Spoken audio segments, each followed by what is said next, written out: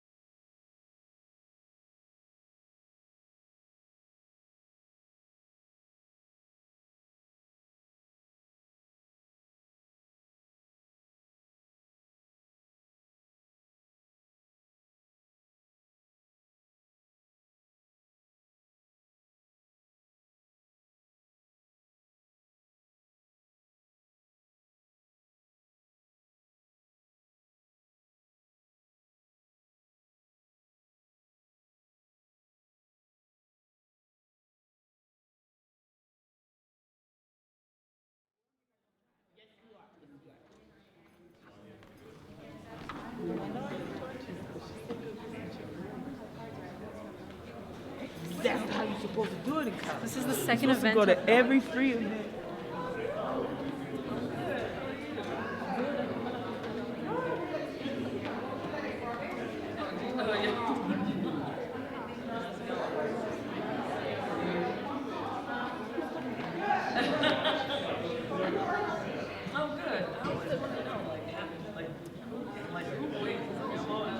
again, once you write down the question, please raise them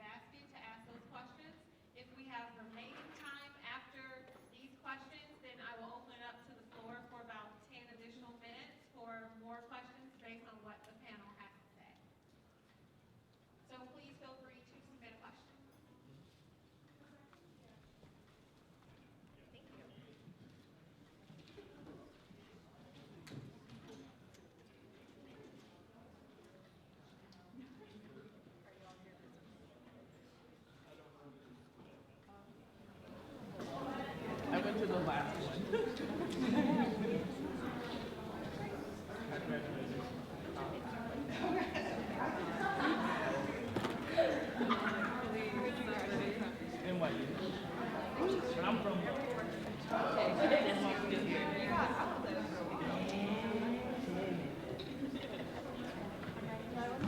when I went, it was I went to NYU. That was the first time I spoke. In the back, we have Why you blue, so it's all blue, don't carry. We also have fruit, vegetables, and cookies, sweet tea, pink lemonade, and water. Lots of Chick-fil-A nuggets and sauce in the back for all of you meat eaters.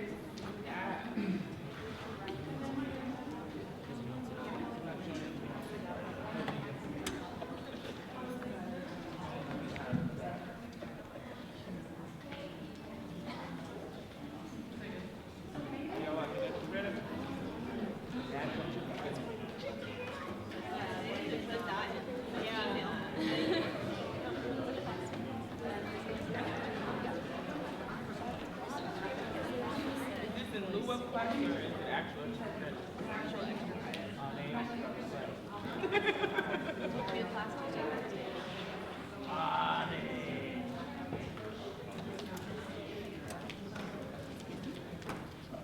But I did a few summers in tech.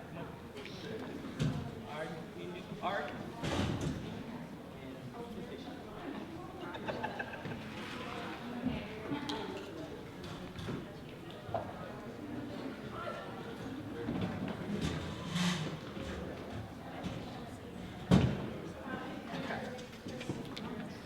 Feel free to sit anywhere you like.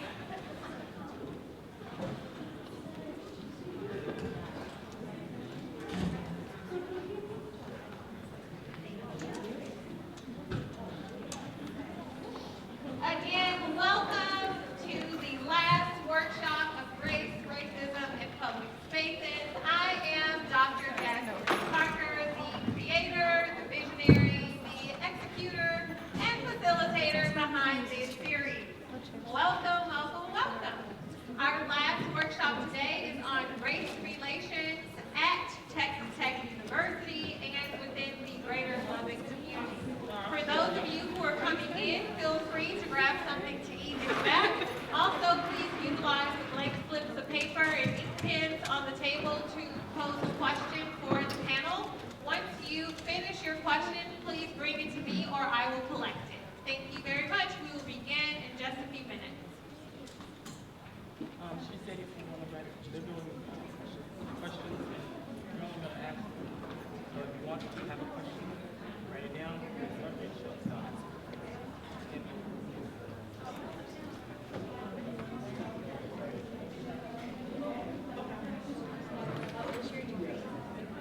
College education. But my goal is to be an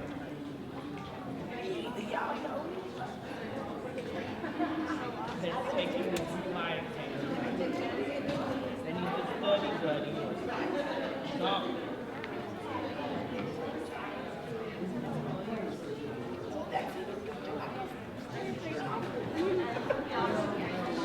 Hold on, let me. I like the alternative just because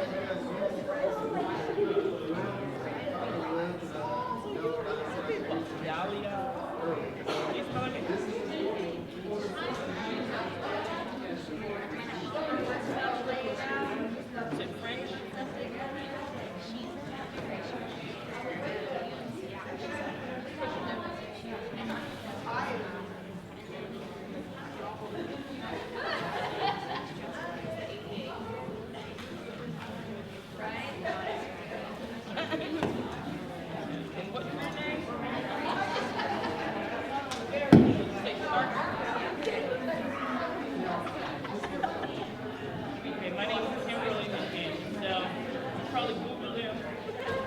Say,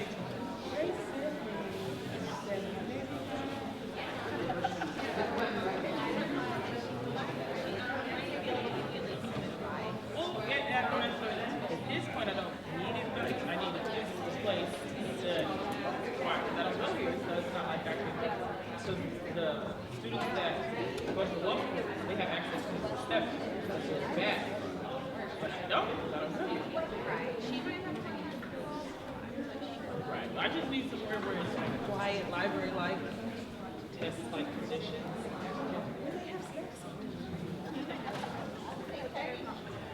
Thank you.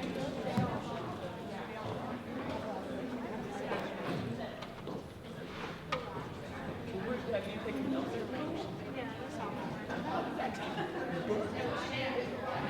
The better Victoria, the more options. Test. So, who do you take with them? You do.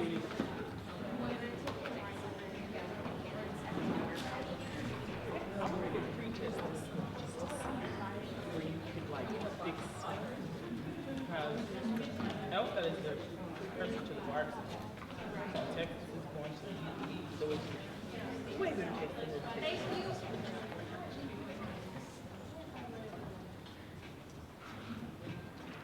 Thank you all for coming. We will now begin our last workshop of race, racism, and public spaces. I am going to introduce our keynote speaker, our addressee for this afternoon. Calvin Davis is the District Director of the Lubbock, West Texas District Office of the United States Small Business Administration, and is ultimately responsible for the delivery of SBA's programs and services throughout the 71 West Texas counties that make up the West Texas District. Formerly, Mr. Davis served as the Chief Legal Counsel for SBA's Lubbock and El Paso District offices, while holding the distinction as a Special Assistant United States Attorney. Prior to his employment with the federal government, Mr. Davis served as a tax consultant and tax attorney with the firms Arthur Anderson and Company in Washington, D.C., and KPMG Peak Merritt in Los Angeles, California. Mr. Davis holds a Bachelor of Science degree in accounting from Langston University in Oklahoma and a Juris Doctorate degree from Howard University School of Law in Washington, D.C. Calvin is a dedicated public and community servant who is committed and always excited to help others succeed in positive endeavors. For his service and volunteer efforts, he has been honored with numerous awards and citations from the White House, the SBA, and from several states, cities, communities, and groups. Some of his most recent and notable honors include being the recipient of the Trendsetter and Trailblazer Award, issued by the United Juneteenth Committee of Lubbock in 2015, the highly coveted Gold Medal Award for Community Service, awarded by the Women in Communication 2014, and the prestigious Community Champion of Diversity Award issued by the Texas Tech University's Office of Diversity, Equity, and Community Engagement 2012. Mr. Davis has also made an impact nationally through his former service as the SBA representative to the Presidential Task Force of Los Angeles Recovery, former national board member of the 100 Black Men of America Incorporated, and former national board member of the National Association for the Advancement of Colored People. Locally, Mr. Davis serves as a current board member of the Lubbock Economic Development Alliance, Market Lubbock Incorporated, the South Plains Association of Government, the Lubbock Preston Smith International Airport, the Center for Global Understanding, the 100 Black Men of West Texas Incorporated, the Lubbock Housing Finance Corporation, and the Epsilon Tau chapter of Omega Psi Phi. Calvin is married to Renee Davis, and they have 2 children, Torin and Tegan. Now I introduce Mr. Calvin Davis.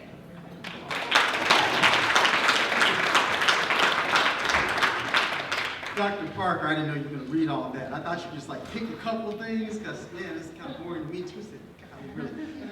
I am very, very thankful to be able to do this. Actually, so much so, I'm in an organization, we're doing a golf tournament. I actually played 4 holes. I got over here because I needed to be here. So I just want you to know how important this is to me.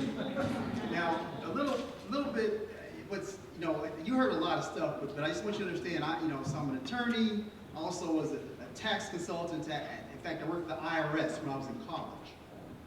So I want to tell you a story about this Texas preacher.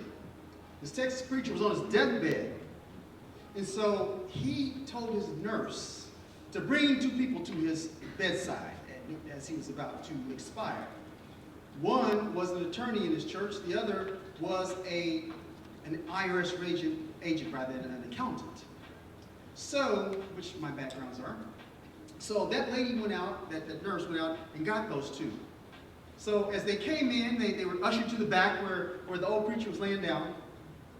And they went to both sides of him. And finally, after a lot of silence, finally the attorney, of course, he wanted to hear, the good reason why they were brought there, because they were really important in the community. He says, Brother Pastor, we really didn't tithe. You know that, we didn't tithe very much, but we're pretty important people. I know, so you like us, and I know that, we've been around a long time. People really know who we are. But why don't you tell me and George over there why you're having us right here at your bedside and perhaps your last hours? Well, he just mustered up enough strength to grab the attorney by one hand and the accountant by the other. And he said, Jesus Christ died between two thieves. And I want to go the same way. I am not either. Okay, just so you know. Now, to get on with this, because I know we don't have a whole lot of time, but I thought, when we talk about race relations, I mean, that's such a huge topic. But I have to talk about it from my own perspective. And when we talk about race, the longest group of people in this country who have been subjugated to discrimination and downright low-level treatment in many ways have been African American people. And it's because of 400 years of de facto and de jure slavery. This is a pedagogical type environment. Does everybody know what those words mean? De facto, de jure. De jure is legally, it's legal, it's complying with the law. It's actually legal. De facto is not necessarily in compliance with the law, but things are happening.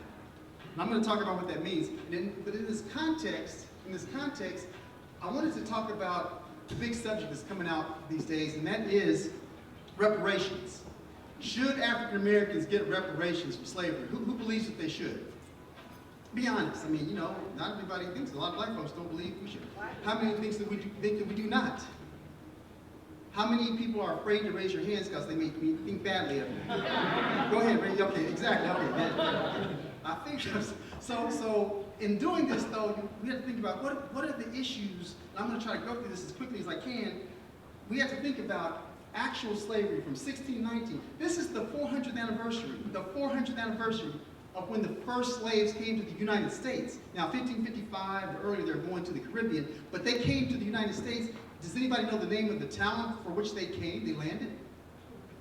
Say it like somebody said it. Huh? I didn't hear that, no, that's probably not what it is. Jamestown, Virginia. Okay, 1619. And from that time until slavery allegedly ended in 1865, after the Civil War ended, and the 13th Amendment was passed, that was 246 years of slavery. Okay, when we think about reparations, then we just say, okay, what happened though? Were blacks really free? No, they weren't. Another 100 years of bad stuff. We got to think about 8 of the first 12 presidents had slaves. George Washington, Thomas Jefferson was one, Jackson. Think about this. Do you know any non-black person other than Phil Jackson named Jackson? Huh? Do you know of any, I don't know of any white person named Washington. Do you? I mean, I'm waiting to tell me you think about it. I thought about this, and no, I don't know of that. So Washington, Jefferson, Jackson, mainly black beings because slaves, first off, they slaughtered many black people. As Sally Hemings and Jefferson, do y'all know this story? Okay, yeah, so she wasn't, there are many like that. So many actual people with that name have the same lineage. They weren't just picking up the slave master's name because they may have been in Hausa and Butu or whatever from Africa. So you took the slave master's name when slavery ended. The 40 acres and a mule. Have you heard of that? Every freed slave, black person, an African person was to be given 40 acres and a mule. Did that happen? No. The few that apparently said they got it, President, Andrew Jackson took it away. Took it away from everyone. So it didn't happen. Land was stolen, America by virtue of chattel slavery. Think about chattel slavery, where if you have a child, your great-grandchildren born in slavery, it's like cows. They're all yours. Chattel, cattle, sounds alike, right? So this is where we came from. Abraham Lincoln. Did you know that Abraham Lincoln, I'm going to say this boldly because I know it's true, was a white supremacist? Are you aware that he was a white supremacist? Who was aware that he was a white supremacist? Well, I'm going to tell you why. Not just from his debates before he became president, but when he became president, I'm going to read what he said in his inauguration address. I am not, nor ever have been, in favor of making voters or jurors of Negroes, nor of qualifying them to hold office, nor to intermarry with white people. I, as much as any man, am in favor of the superior position, assigned to the white race. He said many statements like that. In fact, his party, the Republican Party at that time, they wanted him to go further than what he did. Go farther, probably. I'm sorry, I'm in an educational institution. I don't want to use wrong syntax. But he didn't go far enough. Many felt. So, you know, and one thing I want to point out, some other issues, just on a side note, Mexican Americans. Do you know that after the Mexican American War, the one 1845 to 1848, that there were over 400, nearly 500 lynchings of Mexicans. Now keep in mind, the African people, they were contained as slaves, but they were lynching Mexican Americans. They're U.S., they live in the U.S. You know, Mexico was kind of part of really Texas and California, but that was happening. We don't talk about that. Anybody heard of the Black Codes? Okay, so after the Civil War ended, the Black Code stepped up, which basically said, okay, you had your little Reconstruction period, but now you cannot own land, black men. You cannot own a business, or later when you try to own a business, back in 1870, the cost to register a business was $0 for white people, $100 for black people, which would be today well over $100,000 to own a business. I mean, so look at the vagrancy laws, picking up blacks, and also in California, Mexican Americans. They were picking them up saying that no, you can no longer, Asian Americans. Picking them off the streets, because the law in California said at that time that you had no right to have a job, and Asians, because even though you helped make the railroad, just like blacks built this country, that we need to get you away, and it's okay if we run you off or put you in our jails. So the prisons were filled with Asians and freed slaves who did nothing during that period. Jim Crow, poll tax. Who lived in Lubbock in the 1960s? Do you remember that? I understand in 1960 there was still a poll tax. Do you know what a poll tax is? That's where you have to pay to vote. African Americans, Hispanics, pretty much didn't have the money, so therefore they couldn't vote. Voter suppression is happening today. Sounds like what's going on right now. Amazing. I mean, this is real stuff, people. So, and it really wasn't until the passage of the Civil Rights Act of '64 and the Voting Rights Act of '65 that things become kind of okay. That's 346 years after 1619, not the 400 years as today. Plessy versus Ferguson, I could go through this. Jim Crow laws, lynching of blacks, of course, the largest group to be lynched, the Strange Fruit. You ever heard? There's Billie Holiday did a song called Strange Fruit as she drove through the South. She saw black men and women hanging from trees and had a song called Strange Fruit because it was like the order of the day back then. So, one thing you may not know, USDA, Social Security, farmers, black farmers in the South were not allowed to receive Social Security because the law said ag workers were not allowed to get it, at least black ag workers. This is the USDA, Department of Agriculture. This is in 1934, not that terribly long ago. There's so much there, and when we look at reparations, we still look at the disparity in income, and it's still happening there. But I'm going to give you a number that has been looked at, $6.4 trillion. I came up with a higher number. In fact, some people come up with a larger number, some researchers, that you would have to pay black people a whole lot more than that, $58 trillion. Not every person would get that. Every person would get anywhere from $200,000 to $400,000. What group got reparations? Does anybody know in 1988 who got reparations? Japanese Americans who were interned. I worked with a couple of people. They got 20,000, they got 22,000 because they were interned as babies, really, after World War II. but black people have not received that.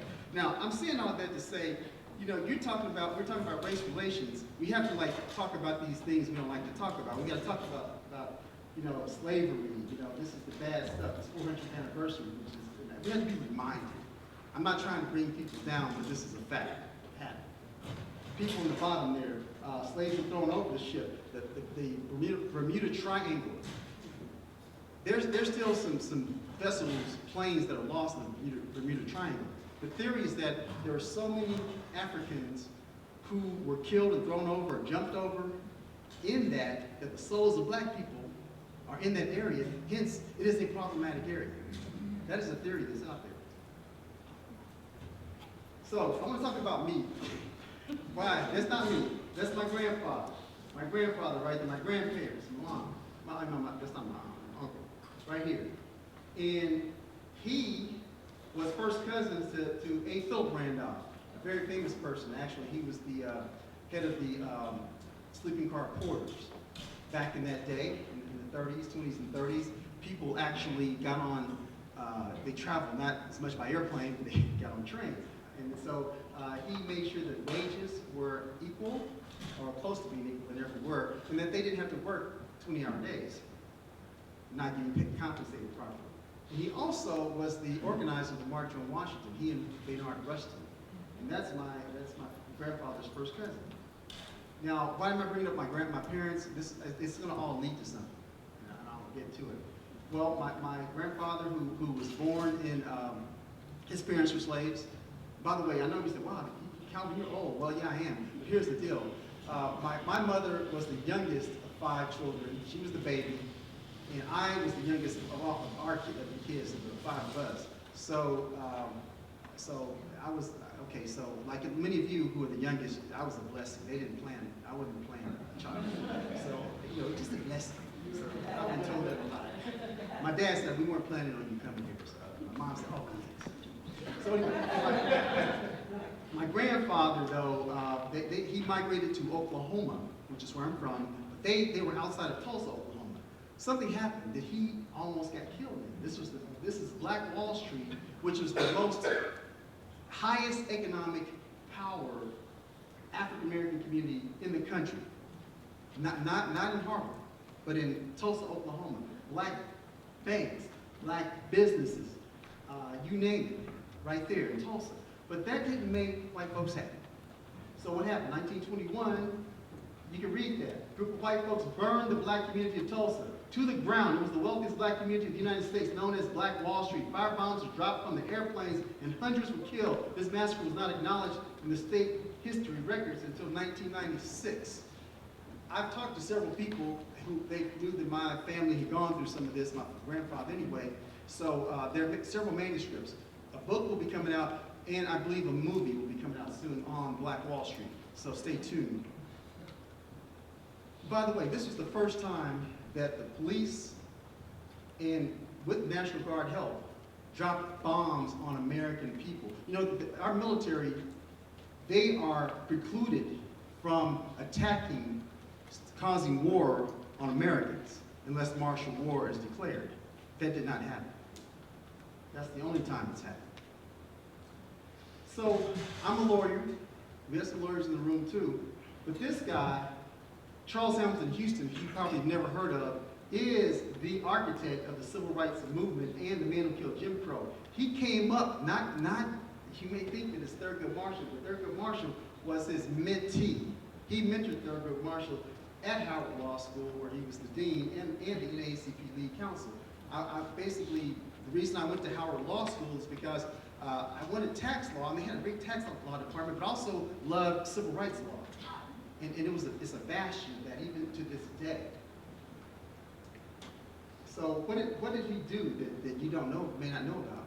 Well, there was a case, Gaines ex rel. Canada versus Missouri. Lloyd Gaines attempted to get admission into the University of Missouri. He attended a historically black college called Lincoln College. By the way, if I'm talking too fast, I tend to do that. Just raise your hand. Just slow down. Okay, seriously. So Lincoln College, he wanted to go to law school. Missouri did not have a black law school, so he tried to get in. Supreme Court. Actually, Charles Hamilton Houston litigated. he got admitted, but something bad happened. Before he actually entered the doors, he was found missing. They never found his body. You tell me. Foul play. Ada Lois Scipio, Fisher. She battled. They went to the Oklahoma Supreme Court, and my brother Saoirse Ronan went to the Supreme Court. She was admitted to the University of Oklahoma School of Law. The first case started in 1946. However, they tried to create a law school in the Oklahoma legislature law library, which was deficient. They only had 2 instructors, and she refused to go. And it shut down after 2 years anyway. She says, it's separate, that is not equal. So they said, we'll let you in. She was my constitutional law professor in undergrad, a wonderful lady. She's passed away now. So keep this date in mind, 1948. She entered in August of 1948. Keep that date in mind as we go through this. Now, let's talk about Texas. So, this is another Oklahoma case. These cases were held a week apart from each other, okay, 1950. This is where, this guy had a PhD, he was trying to get another one, but University of Oklahoma wouldn't let him in. Again, Thurgood Marshall litigated these cases, and he was admitted, but he had to sit outside the classroom. They said, yeah, you can come, but you can't sit in the classroom. He had to eat separately in the lunchroom and everything. Sweat v. Painter, this is University of Texas Law School. Yes, Herman Sweat went through a lot to get in. He wanted to go to school in Texas. Texas created a black law school. You know what it's called? PhD. Texas Southern University, Thurgood Marshall School of Law, that they call it now. The name changed.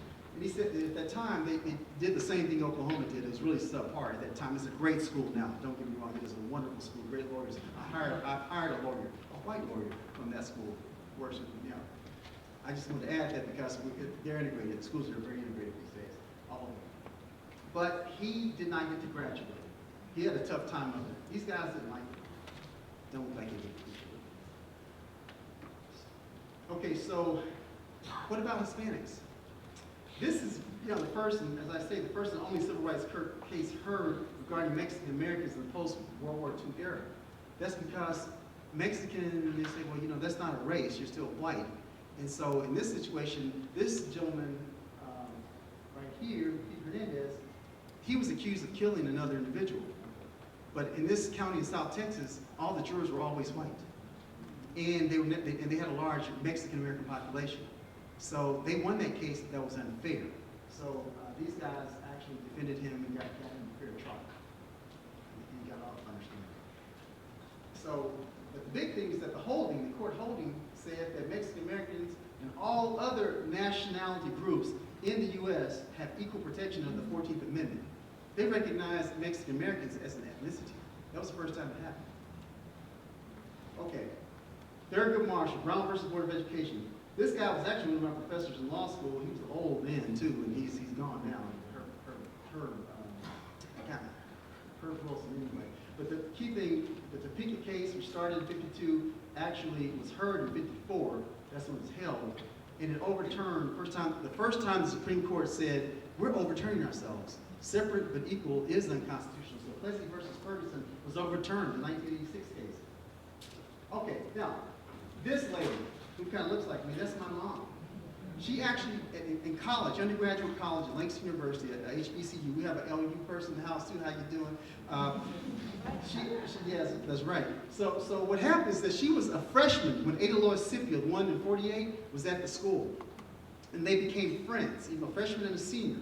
And my mother said, look, I want to go to Oklahoma A&M. It's now Oklahoma State University. Well, why did she want to go there? Why not OU? She says, because her daddy, she loved her daddy, as all good girls do. My girl loves me. Her daddy says that Nancy, she was the youngest, one day Negroes will be allowed to go to that school. They used to listen to the Oklahoma Farm Report, which was on the A&M channel.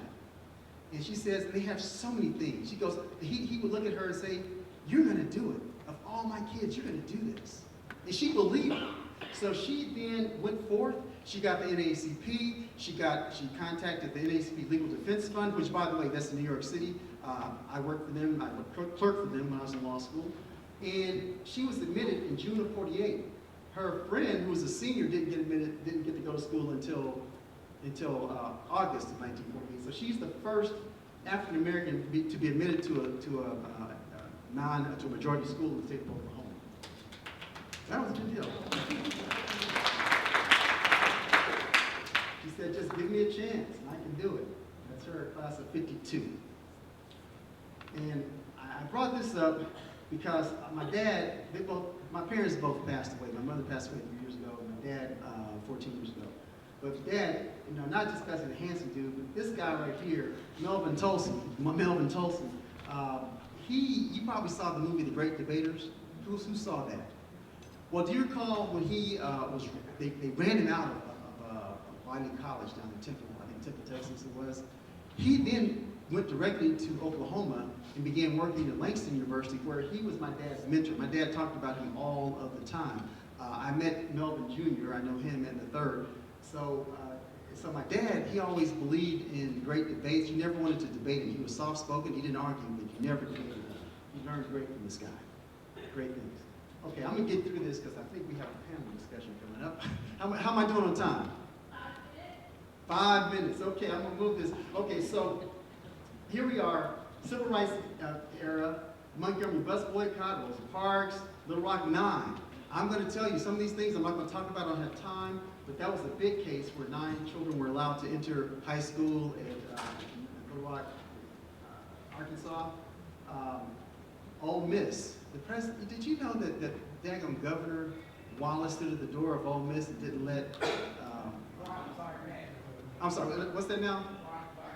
Yes, exactly, yeah, Barnett, sorry, Alabama, yeah, didn't let these folks come in, he sent troops down, both of these situations to make it happen. The March on Washington, the Civil Rights Act, Voting Rights Act, I mentioned that was kind of the end of at least the de facto slavery, not segregation, I'm calling slavery. My aunt, mother of the sit-in movement, you never heard of her. When you hear about sit-ins, you hear about North Carolina, Greensboro, the boys that sat in 1960.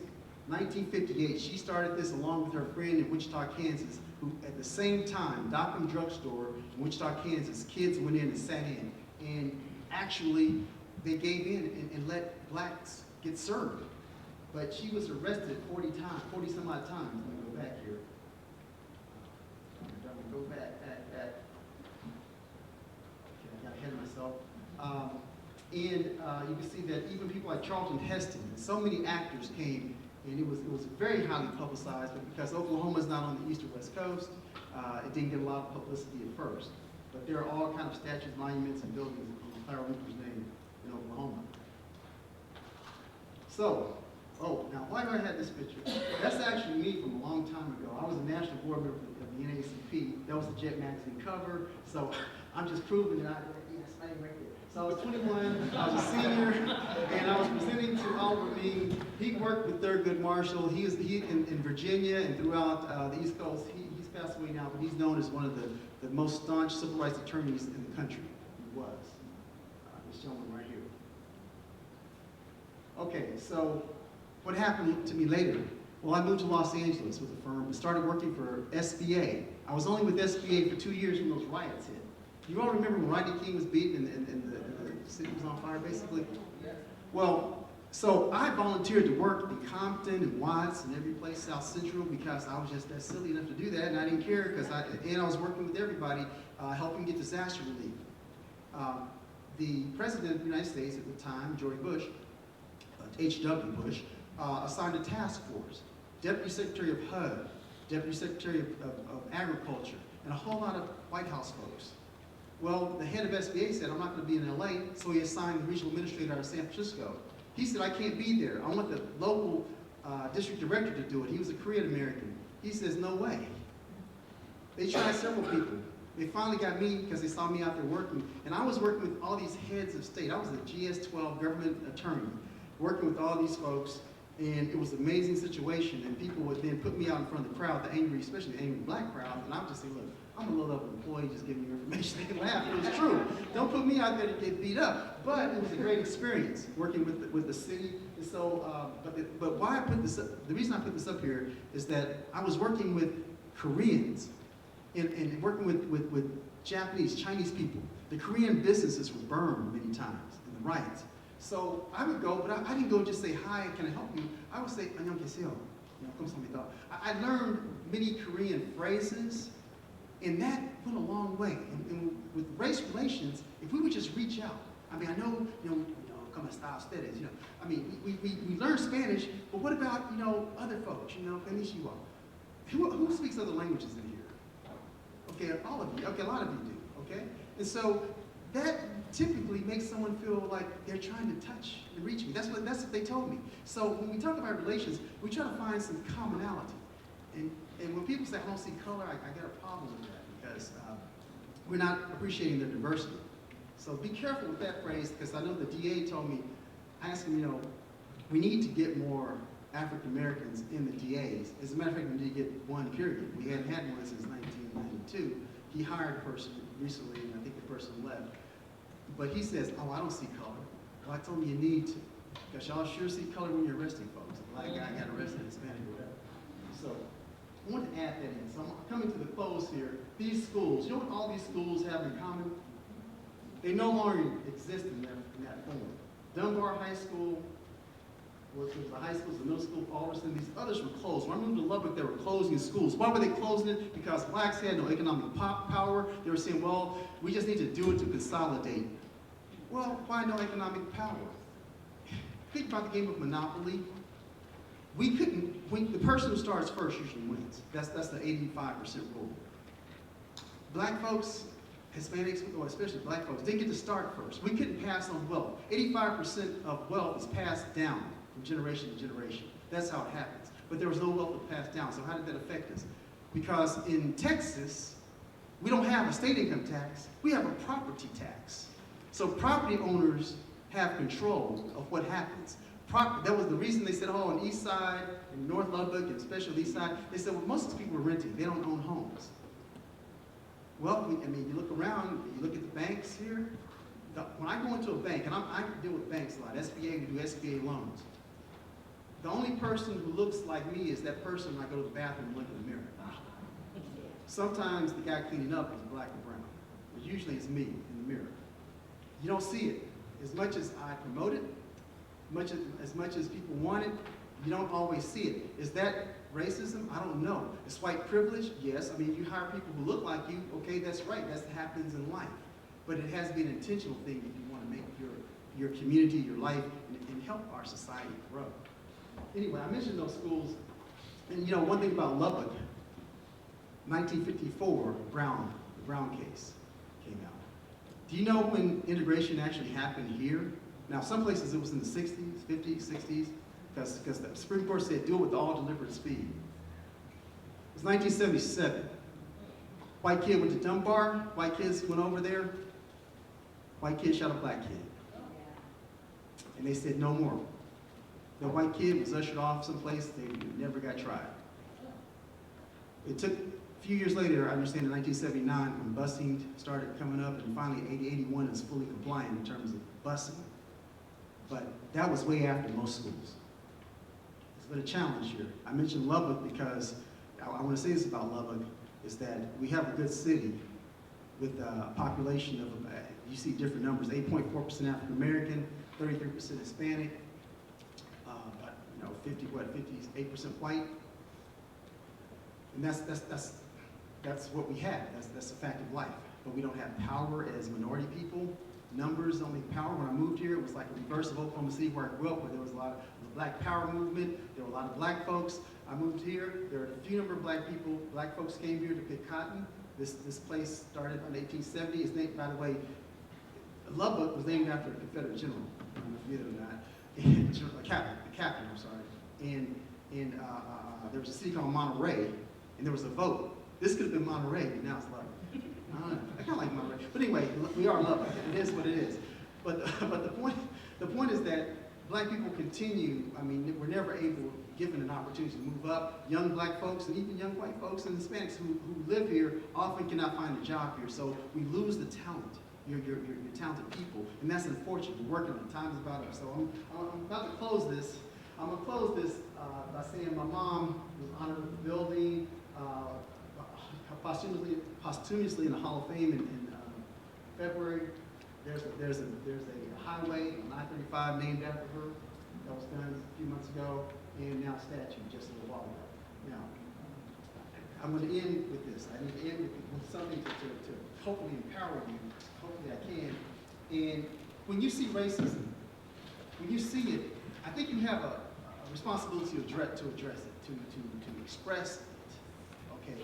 To stand up and talk about it, express it. That's one of the E's. But before you do it, you better evaluate the situation. And then express it, stand up. And then the other one, you may have to elevate it. That is with administratively or in the courts. Okay? Don't be afraid to do that. But the last thing you may want to do, especially if they're wearing a KKK outfit, is to evacuate. And I'm going to evacuate this podium right now. Thank you very much.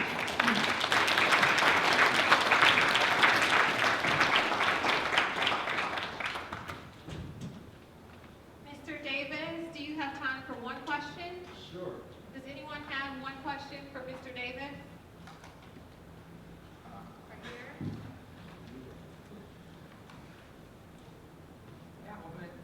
Calvin, are there very many black folks asking SBA for loans at the present time? Absolutely, there are a lot of black people who are asking, but there are a lot of people, most black people are not ready to get a loan because they're guaranteed by a bank. You need equity, that is capital. So say $100,000 is for anybody. You need about, in your startup, you better have about $30,000 to start with, or if you're an existing business, maybe less, but credit doesn't have to be great, but still that capital, that's the big challenge for anybody. Everybody. Thank you again. Another round of applause.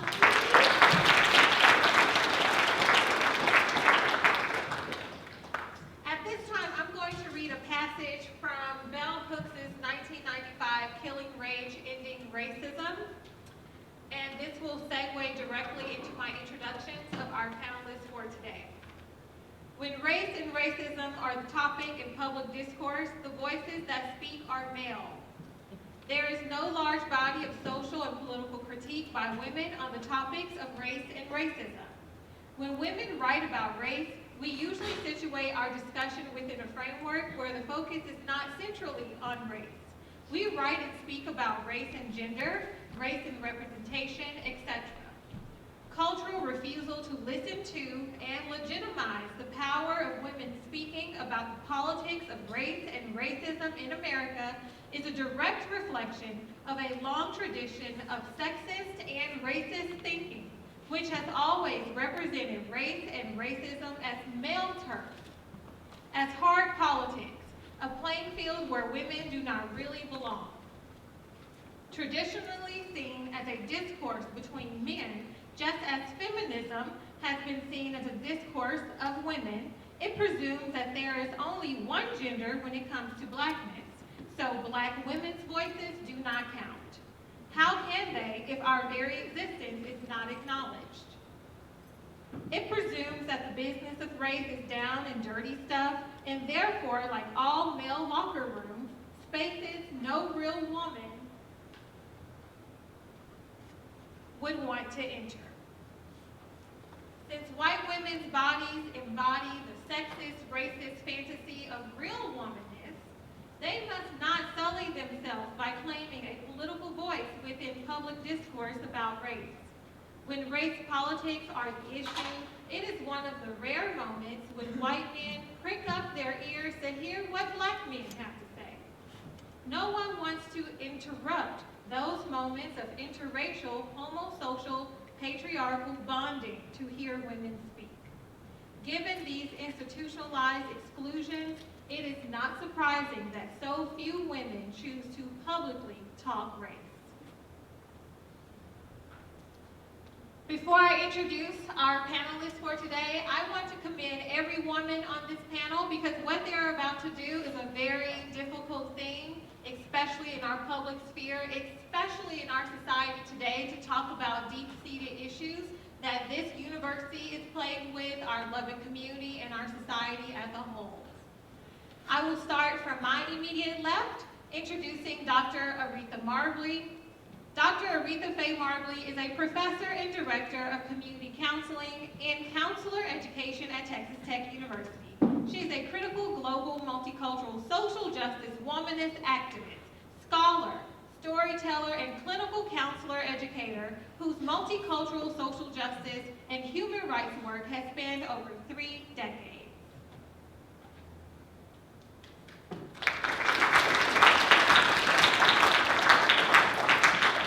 Yvonne Welly is a college freshman here at Texas Tech. A native of Houston, Texas, Yvonne is majoring in kinesiology and is also a student athlete. After acquiring her Bachelor of Science degree, Yvonne intends to pursue a Master of Science degree in athletic training to become an athletic trainer for the NBA or the NFL.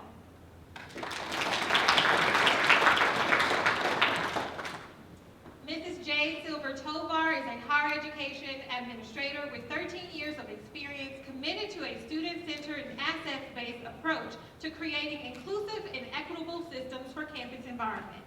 In her current role, she serves as the Senior Director of the Division of Diversity, Equity, and Inclusion Office here at Texas Tech University. In this role, she is leading the student-facing transformative experiences and services for the division while serving in multiple capacities, collaborating with campus partners. Jay joined Texas Tech in August 2018 from Arizona State University and is an alumni of ASU, earning her Master of Education in Higher Education Administration with research on academic success of African American engineering students at ASU.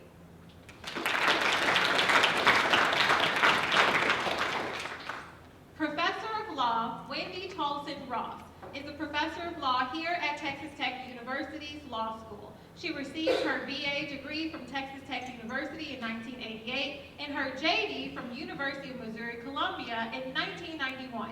Professor Ross teaches civil practice clinic, negotiations workshop, and race and racism. She also assists with the bar preparation and the academic support program. Before joining the faculty at Texas Tech University Law School, Professor Ross was an instructor of clinical law at St. Mary's University for 6 years and acting associate director for academic excellence for 2 years. Prior to entering legal education, she worked at West Texas Legal Services for nearly 8 years.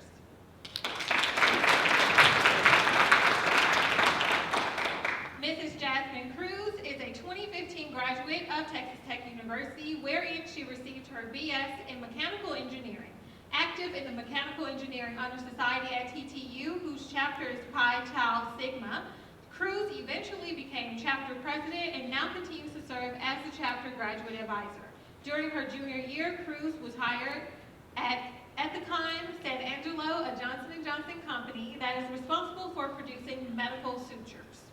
Working at Ethicon opened her eyes to the opportunities available to her as an engineer in the medical field. Her experience motivated her to pursue graduate school with a focus on healthcare.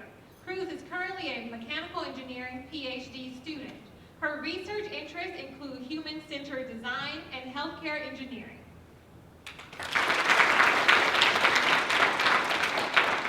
Ms. Amber Blocker is a graduate student in interdisciplinary master's program here at Texas Tech University. She is currently studying the areas of sociology, communication studies, and higher education, as well as obtaining a graduate certificate in women gender studies. In 2017, Amber obtained an interdisciplinary bachelor's degree with concentrations in economic, human resource development, and organizational leadership, also here at Texas Tech. Despite the variety in her studies, the majority of Amber's research focuses on the reality of race. This concept acknowledges that race is socially constructed, but argues that it is a very real and constant factor in the lives of Black people in America. She aims to challenge the social phenomenon of color blindness by highlighting that a person's skin color can heavily influence the daily experiences, life trajectory, and sense of self. Please give us a hand by welcoming the entire panel.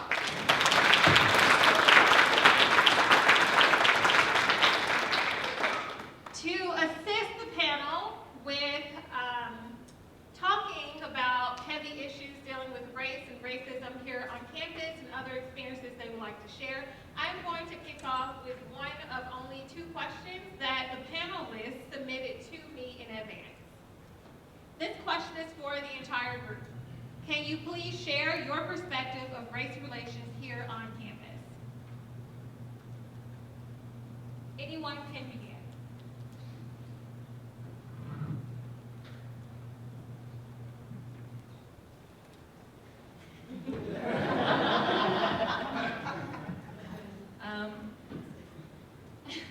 Okay, well, she said I'm a freshman, so I haven't been here as long as any of these people, of course. But for me, the race relation would be it's very timid, I guess is the best way to put it. When I said I was coming here, I committed here to play softball when I was a sophomore in high school. So when I told people I was coming here, everyone was like, "Are you sure that you want to go there?" Oh, here it is. I got it. Everyone asked me like, "Are you sure you want to go there? Like, that's like West Texas. That's not very safe for you." But the way my dad raised me was that no matter what your color is, you're gonna be great. So I feel like that's what's helped me get through it, and I just feel like being able to talk about it with other people is very important, and I feel like that's what's gonna really cause change instead of just keeping it behind closed doors and bringing it out to the public. I made a choice to move here from Phoenix, Arizona. Part of that choice was during my interview after the incident that happened last June. There was a group of students that were interviewing me, and one of the things that I could see with our student community was the passion for making positive social change. Those students were committed in wanting somebody that was going to advocate, that was going to help uplift their voice, and find ways for the marginalized and minoritized communities on this campus to work together, but also to educate their peers, and also finding allies in those spaces. So for myself, one of the first things that I did when coming here, I'm here just as long as you've been here, is meeting with the various students.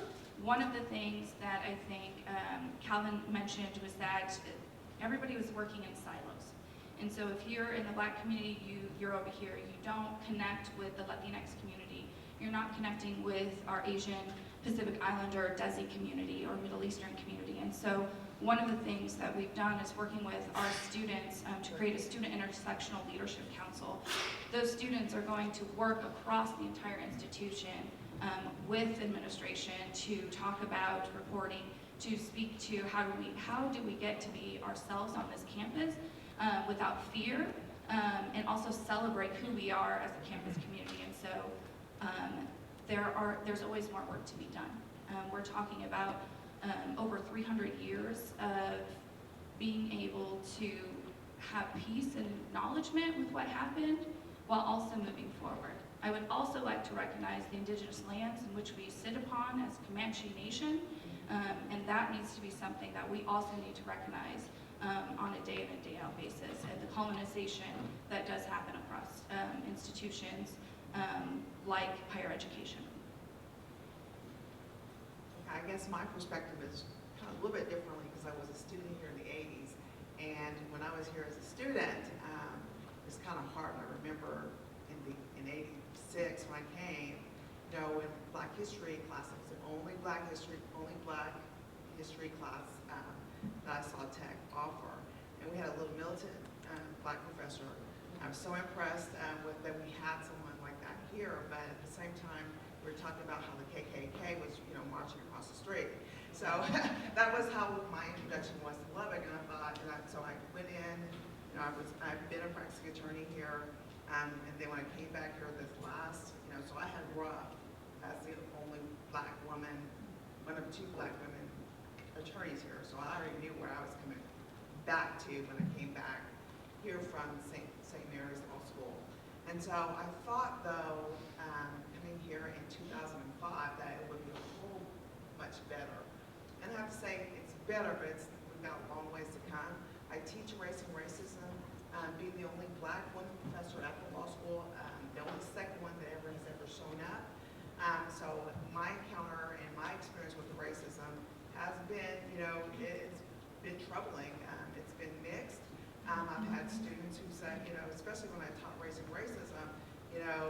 they would say, oh, that's your generation. We don't have a problem. We don't. But, at the same time, I would have individual experiences with students who would say things that are very racist. I would say, see stuff on evaluations that were very racist. I would have, white male students come and say, what do you know? So it's and still even now I see, even today I constantly have to deal with challenges. Do you really know what you know? First of all, I've only been, practicing law for 27 years. I've only been a law professor for 20 years. But still, on a daily basis, I get those challenges as to what do you know, and why are you legitimately here, and it's kind of those implied and implicit, connotations that I get. And so for me, I see that it is a little bit better. I was just talking to a student, one of my law students, and we're talking about the atmosphere here in Lubbock. It's just like it is a strange place, still dealing with some covert racism where she's trying to figure out, how do I deal with that here? Because she's trying to find her place, and we talk about, this is a strange place, and you're either going to make it work for you and make the best of it, or you're going to let it get the best of you. And so we've gotten better. We still have a long ways to go.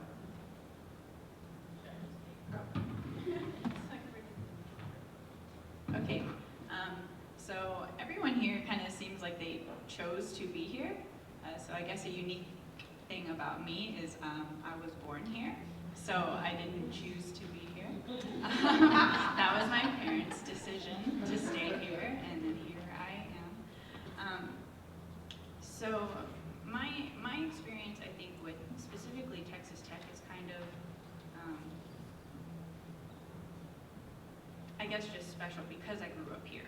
So as a young child, I was always surrounded by the Latinx community because that's my parents, that's my grandparents. And my grandparents live on the north side of town, which is where it's predominantly Latinx community. So when I was younger, I was always surrounded by that. And then when I went to middle school, I went to Cavazos, which is on the north side of town, which is predominantly Latinx community. So then when I went to high school, I went to Lubbock High. I was an honor student.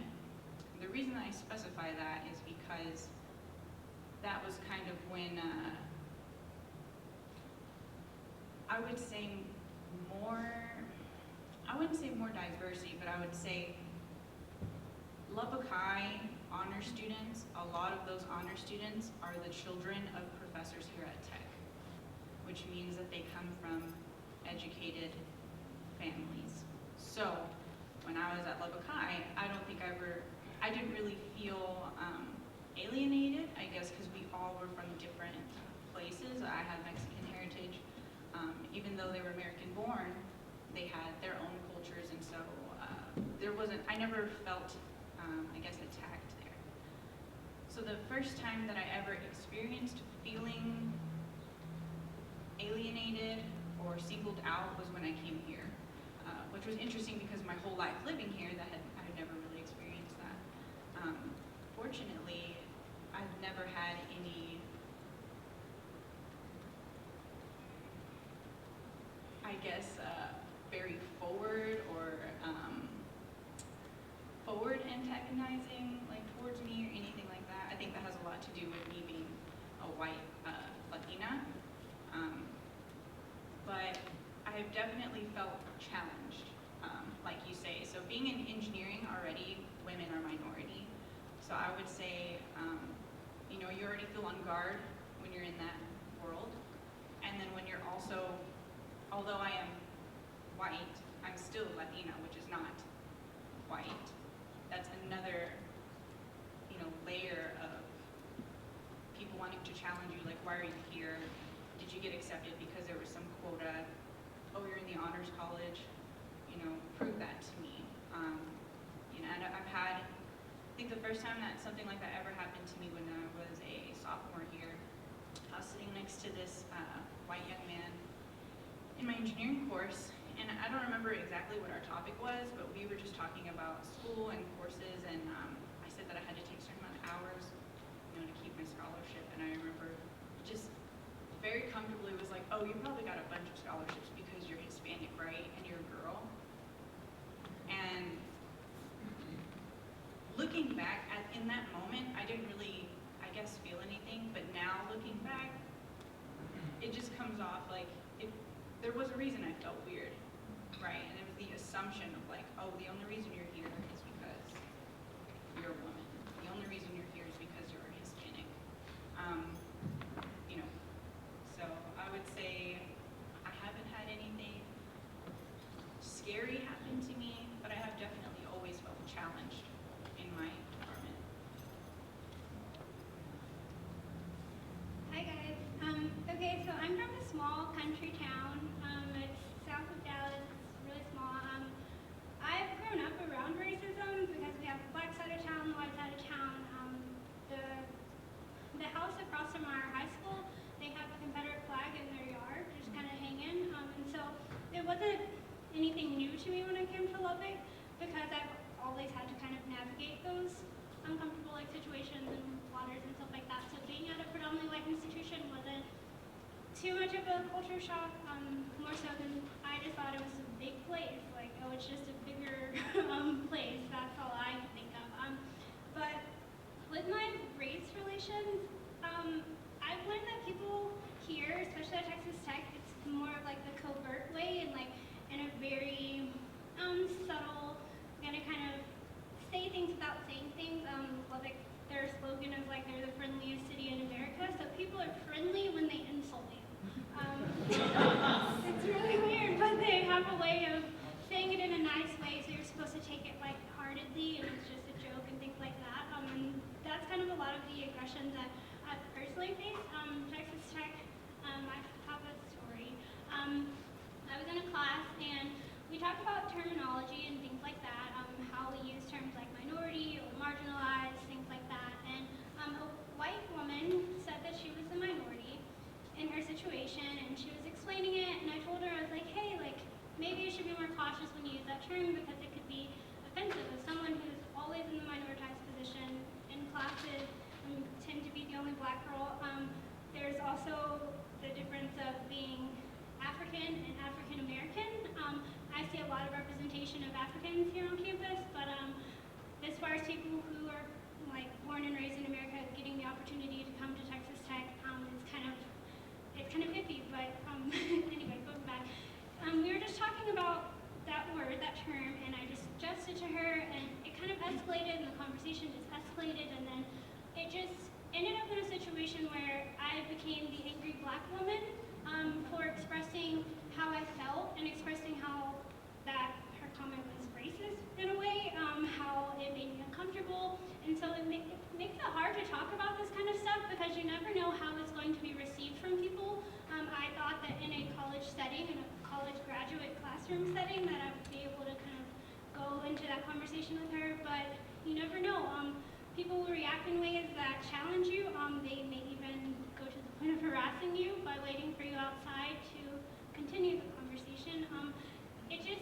There's different things that people don't take, or people don't think that that's a problem. But from a minoritized perspective or from someone else's position, you may offend someone or you may really upset someone by the terms that you use, the things that you say. And so I wish that Texas Tech would make a bigger kind of focus on how words matter. We had the last event of the series was about how words matter and how people take things differently. And so just kind of going that deeper level, not just saying like, oh, we let black people in here or we let minority people attend Texas Tech. I think there should be a better acknowledgement to the experiences that they have while they're here. And so that's kind of what I feel. It's not, like I said, it wasn't new to me to experience racist things, but it's kind of a sad reality that that's not new. So, yeah, pretty much. You know, it's amazing to me. Thank you so much, Kelly.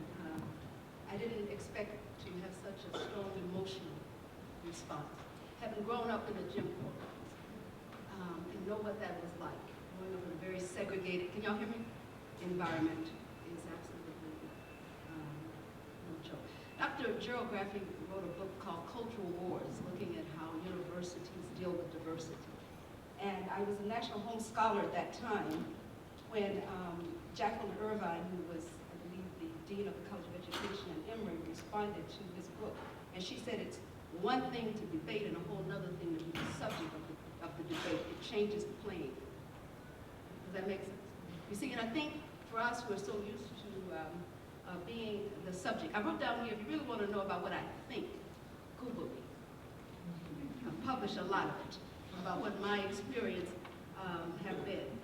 Undocumented, nobody has not said it, but I believe that I'm the first African-American female to ever be full professor at Tech. If that will tell you something. I don't know who else will. And I believe that Wendy is the second, the only one who went through the ranks. Number 3, the College of Education. And I graduated from the University of Arkansas after going to Northwestern. I was the first African-American to get a PhD from the University of Arkansas. So I say that, you know, people say, oh, that's so wonderful.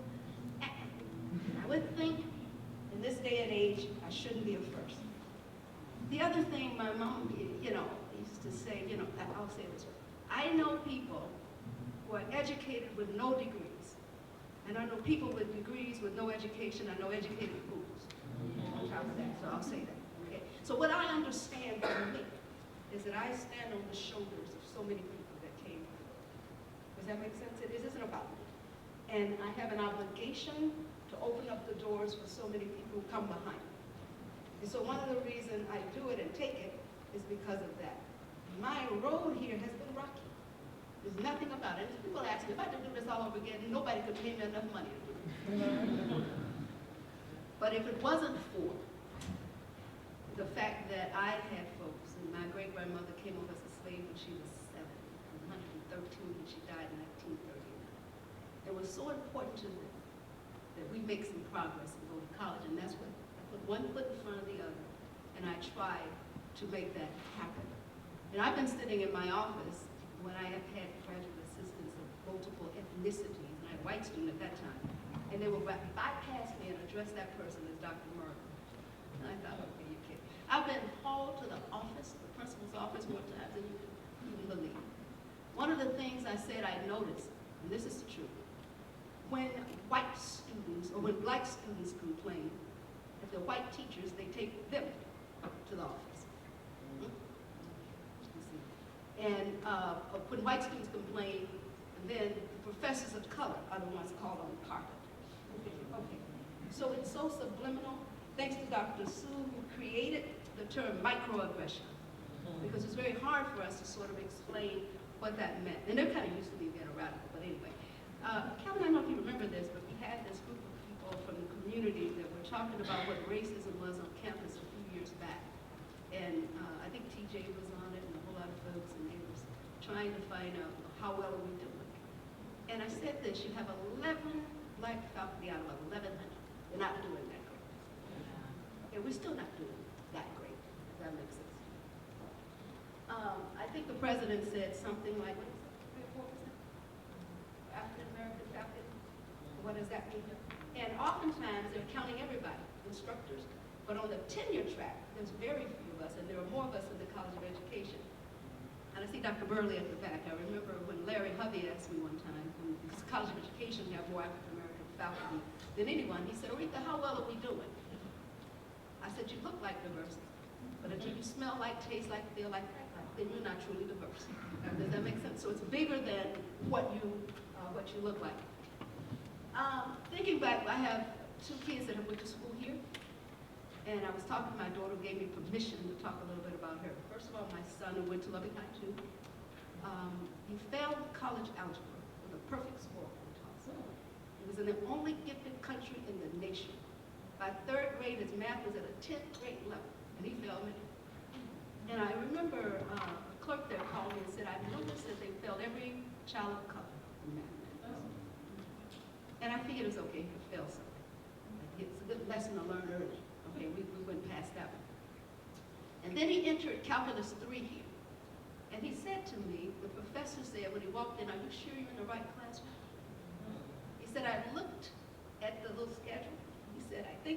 home so-and-so, and I think this is the right room. And as he talks about what that experience was like, my oldest daughter, now who I say is an iconic feminist, doing a whole thing around the world here. And by the way, my son has a PhD in the Health Science Center in Medical Immunology, Molecular Biology, and Infectious Diseases. I mean, he was so put out with academia. But my daughter came, and I remember she was a freshman, and she was writing for the Torta, what is that name? Yeah, and she wrote something they didn't like. And what the parking folks came and said that she had threatened to write a bad story about them if they didn't waive her parking tickets. I'd already paid them. I said, you're kidding. I mean, and I really try not to step in. I said, good, we have different last names, all of us, so nobody knows who they were. But anyway, and I couldn't believe it. Went to the chancellor, went to everybody, and I'm trying not to make comments that point different people out.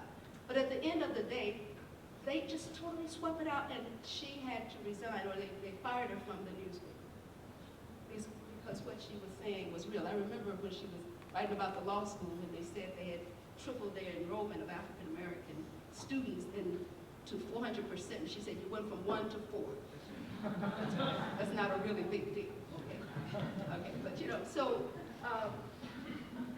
the other thing, you know, we found a pig head, I do believe, in the College of Education campus. And I understand it was on the business school as well.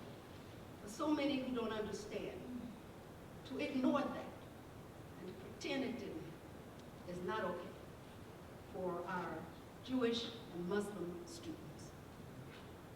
It's like burning a cross. And I don't know whether it was a prank or not, but those are the kinds of things that are prevalent. So I've said that to say this. I've been here 20 plus years, and I've seen some progress. It's not that I haven't. I think things are better in some ways. In other ways, they're still not. Okay, so we do have, I was telling, I believe, the president that I've spoken to maybe 20 or more faculty of color who say they're not happy. Things are not going well. Okay. And I said I wouldn't have said this if 1 or 2 people had said it. And so there's something in the atmosphere. And I laughed and I said, it's sort of like having Trump in office in the U.S. Does that make sense? So the atmosphere does not feel safe for so many people. And it doesn't matter to me, you know, whether, if these were my ethnic white students or whatever that means, I would still be standing up, saying the very same thing for you. So, you know, as a black feminist, we believe that if anybody out there is not free, we are not out there. So thank you. How would you describe the difference between race and ethnicity? Why is race not a biological construct? I teach that stuff. And I like to tell you, as I say to everybody, see, culture by definition means that everything that enters the pot is our music, our art, and all that. When it's shared, it's considered ethnicity. When it's biologically determined, it's considered race. Can you hear me? And since race, now everybody from anthropologists, archaeologists, paleontologists, historians, geneticists, all of them have proven that race does not exist as a biological term, okay? And we have what we call color, and that's W.E.B. Du Bois' definition, where he says the lighter and darker people who live on the continents of American race, and in Africa, Asia, and so forth. So that is, and then we have a term called colorism. What that means is how color plays out in different cultures. Give you an example, in the African American culture, it was the, what we call the light skin, who were actually the relatives of the daughters and sons of the slave owners, that they would call the privileged, the house Negroes. And then we have what we call the field Negroes and how that looks. And so that was that privilege, how privilege plays out. And there was a Puerto Rican scholar that looked at how color plays out in the Latinos, Hispanic Latino communities. And he said we get it confused because in the Latino community, the lighter you are, the purer you are, the more like God. It's a different kind of thinking. And then in the white community, the blonde, blue-eyed, does that make sense? So it plays out a little different than that. And then ancestry, by definition, is our blood. The blood that runs. And those of you who are doing this with called Ancestry.com to get it all confused. Because our people say, I knew my folks was from, that's what ethnicity says. Your people live in a region where those people are. That stuff that comes out, extremely high, 90% that they're related to you, them your blood folk. Does that make sense? And then heritage by definition is what you inherited. And I'll say this by saying this. My father was white. My daughter told me once, Mama, and he was actually straight up redneck. She said, your folks are not just redneck and ghetto, they're straight up country, all of you. Okay. And both my grandmothers are full Indian. My mother's grandfather's mother was Cherokee and father was Creek. And I know what you see when you see me. And so I identify as African American, which is an ethnic term, which means we trace our heritage to slavery. In other words, we don't have an identifiable country that we can identify with other than here. Does that make sense? And so I was raised in that culture. And I understand that when people look at me, that's what they're going to see. And then the last thing I was going to say, it's so interesting that you brought up Abraham Lincoln and all of them, and there was not even room to prove that Obama was not the first black president. Abraham Lincoln, I had it written down here. Excluding John Hanson, but Thomas Jefferson, Andrew Jackson, Abraham Lincoln, Warren Harding, Calvin Coolidge, and Dwight Eisenhower, white supremacists and all other kind of crap that they've done, who are actually just like Obama. And then this is my last thing I always say to people. If it is true that race doesn't matter, why is it Obama was a black man with a white mother instead of a white man with a black father? You see, that's where color plays. Thanks.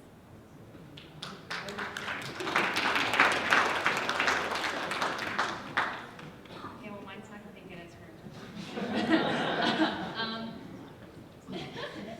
I am black. My father is black, and my mother is Mexican American. I guess is the best way to put it. She was raised here in America, but my grandmother is from Mexico. My biological grandmother, because my mom was adopted by who I call my grandmother, but my biological grandmother actually still lives in Mexico. So we visit her every now and then, but not very often. But how she was saying how she identifies with being black. Like I felt that. I was like, that's definitely me, because when people look at me, they don't really see Mexican. I mean, they'll like assume because like my hair, they'll be like, oh, you're not full black because of your hair. But I'm like, what if I am full black? Does it really matter? And the colorism is like, it's very, very evident even still today. I was like scrolling through Twitter, and one of those people. I was scrolling through Twitter, and there was a tweet from, he was an R&B singer, and he was a darker skin tone. And he had tweeted, he said, if my skin color were lighter, I would be making more money.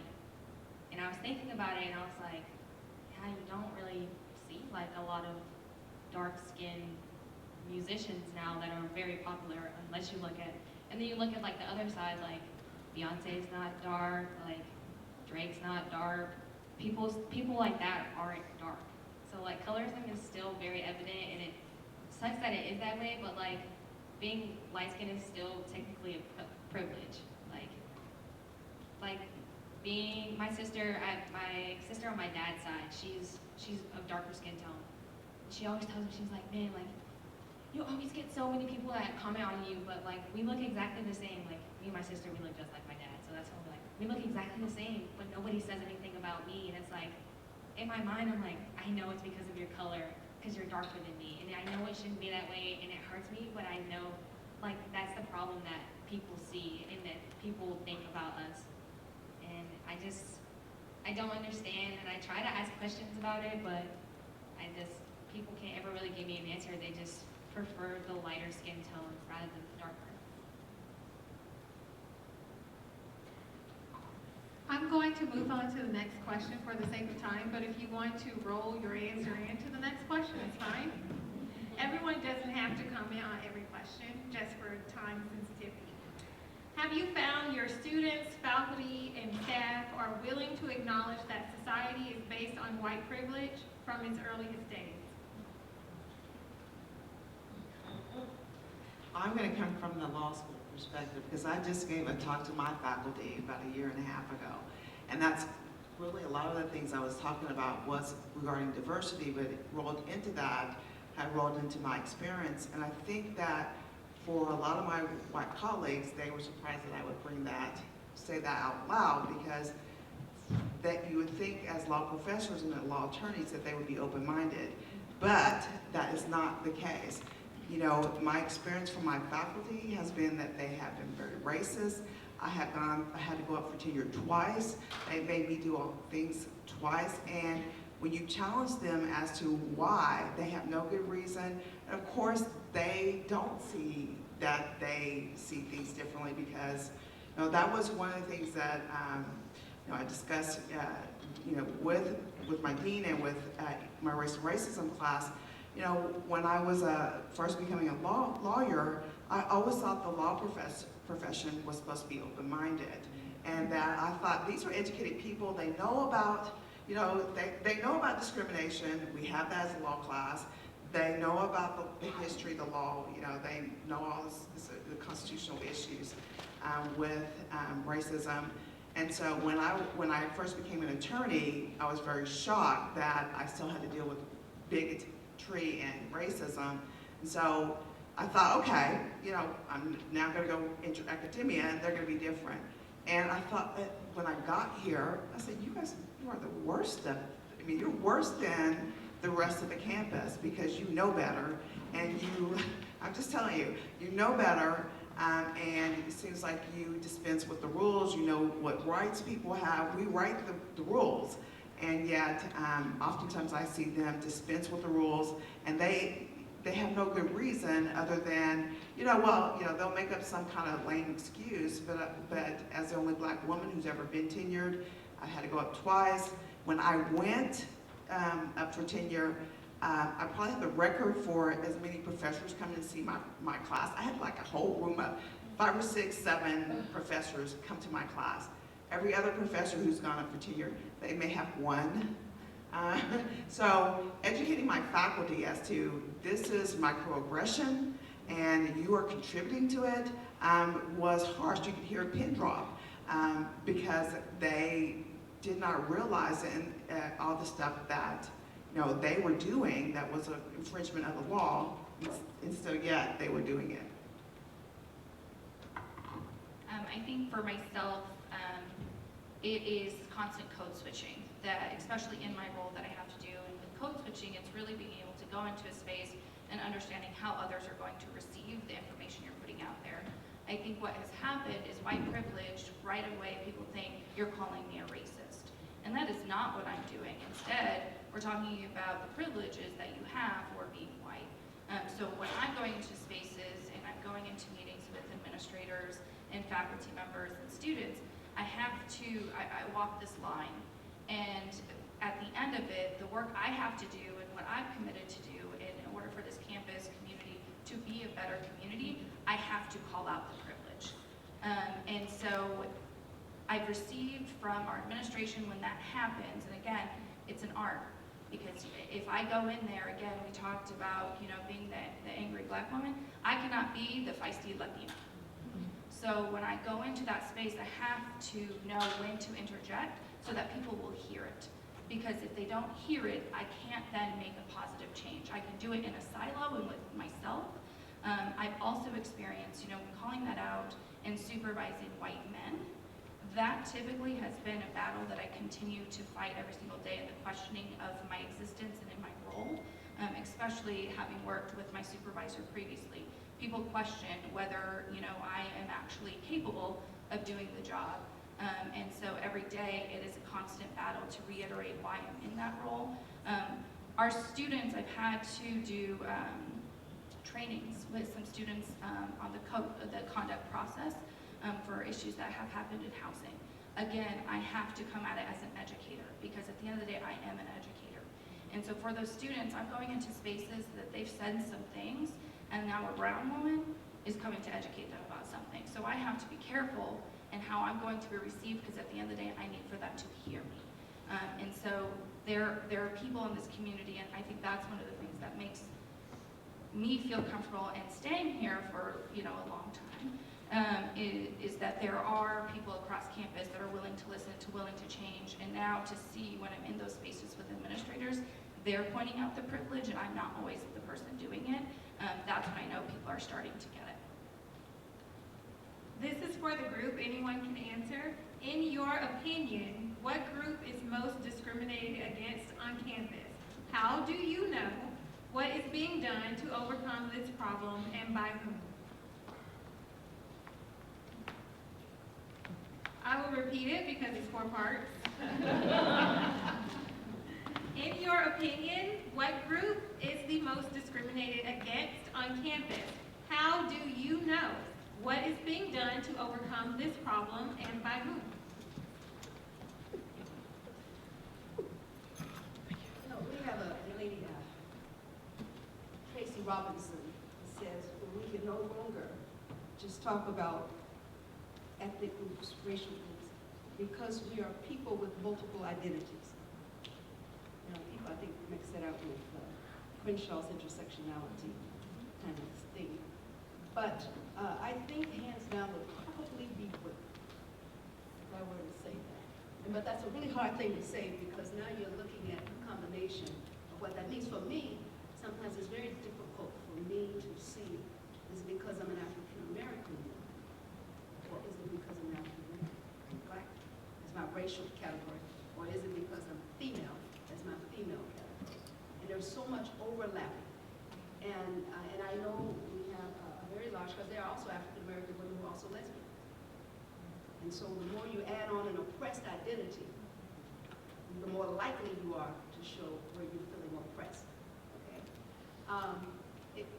For me, especially in teaching, what I find when I talk about slavery, the Indian Holocaust, and all of that, what I understand, for example, is white people rarely talk about the discrimination that has happened against white people here in America, and even here on campus. Let me back that up, because the other piece for me is being old. I see aging as being a real major category too of discriminating. Now, so now I don't know if they're discriminating because of female or old. I don't know. So everybody got a fair chance. Now for the action step questions. In your department, what is something you wish you could see?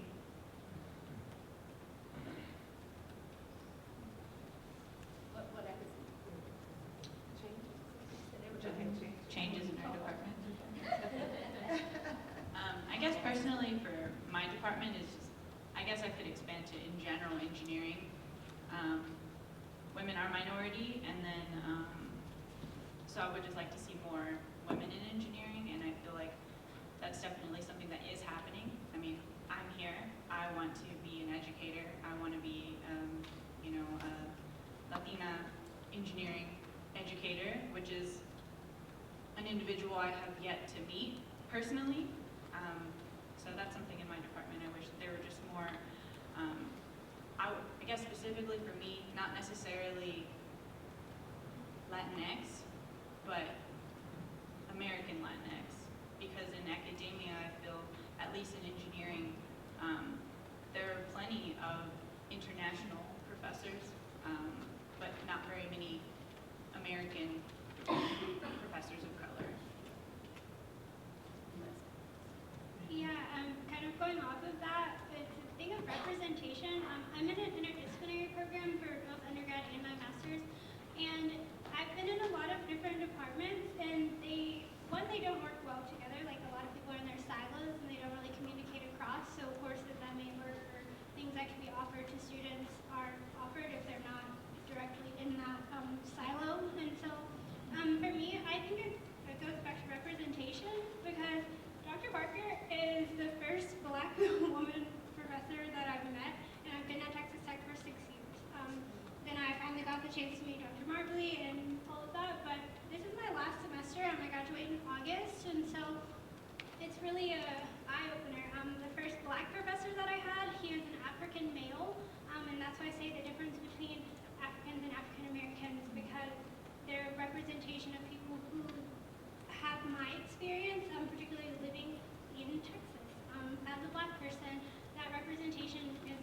lacking, I think, in a lot of different departments across Texas Tech. Yeah, I guess I have to ditto what she says. I would like to see more women of color in the law school. And also, I guess I would at least like to see more consistency with our student population, you know, because we have, very few black students. We have anywhere from 4 one year and maybe 10 the next, and we don't really have any consistency. And so as well as, we're doing better with Hispanic students, but I just kind of would like to see more representation, particularly in the faculty.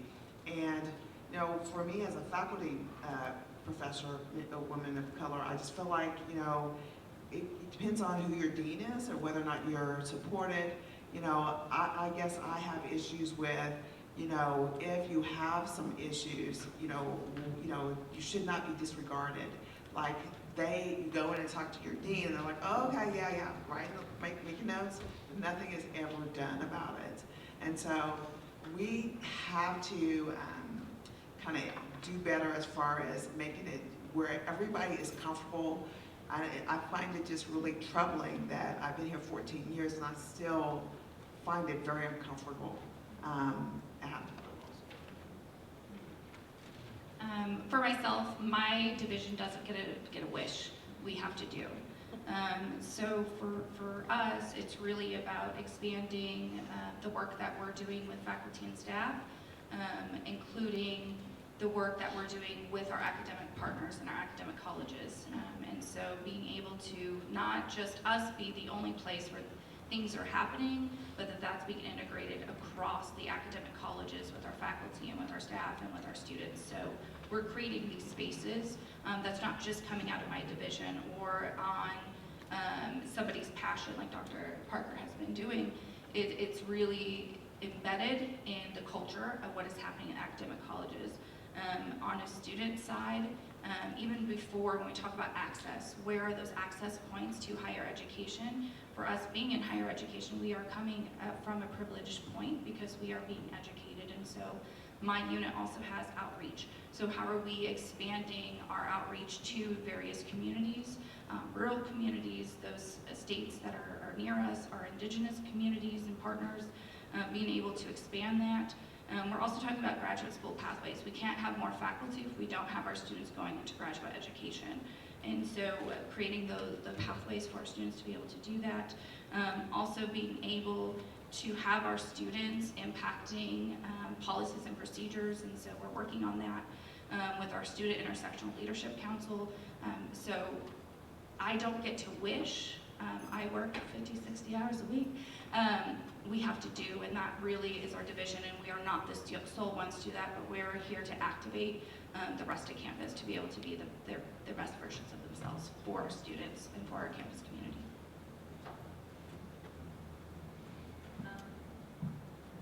Okay. Mine is. Okay. Mine is from the student athlete perspective. Well, as a female student athlete, I guess just making it more accessible to get to us. Because if I noticed we were talking about it the other day at practice.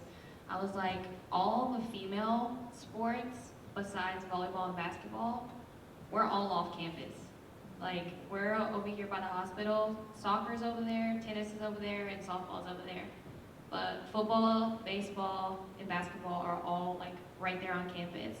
So like for you to get to the game, you would actually have to find like a real ride. Like you couldn't take the bus to get there. Like there's no other transportation to get over there.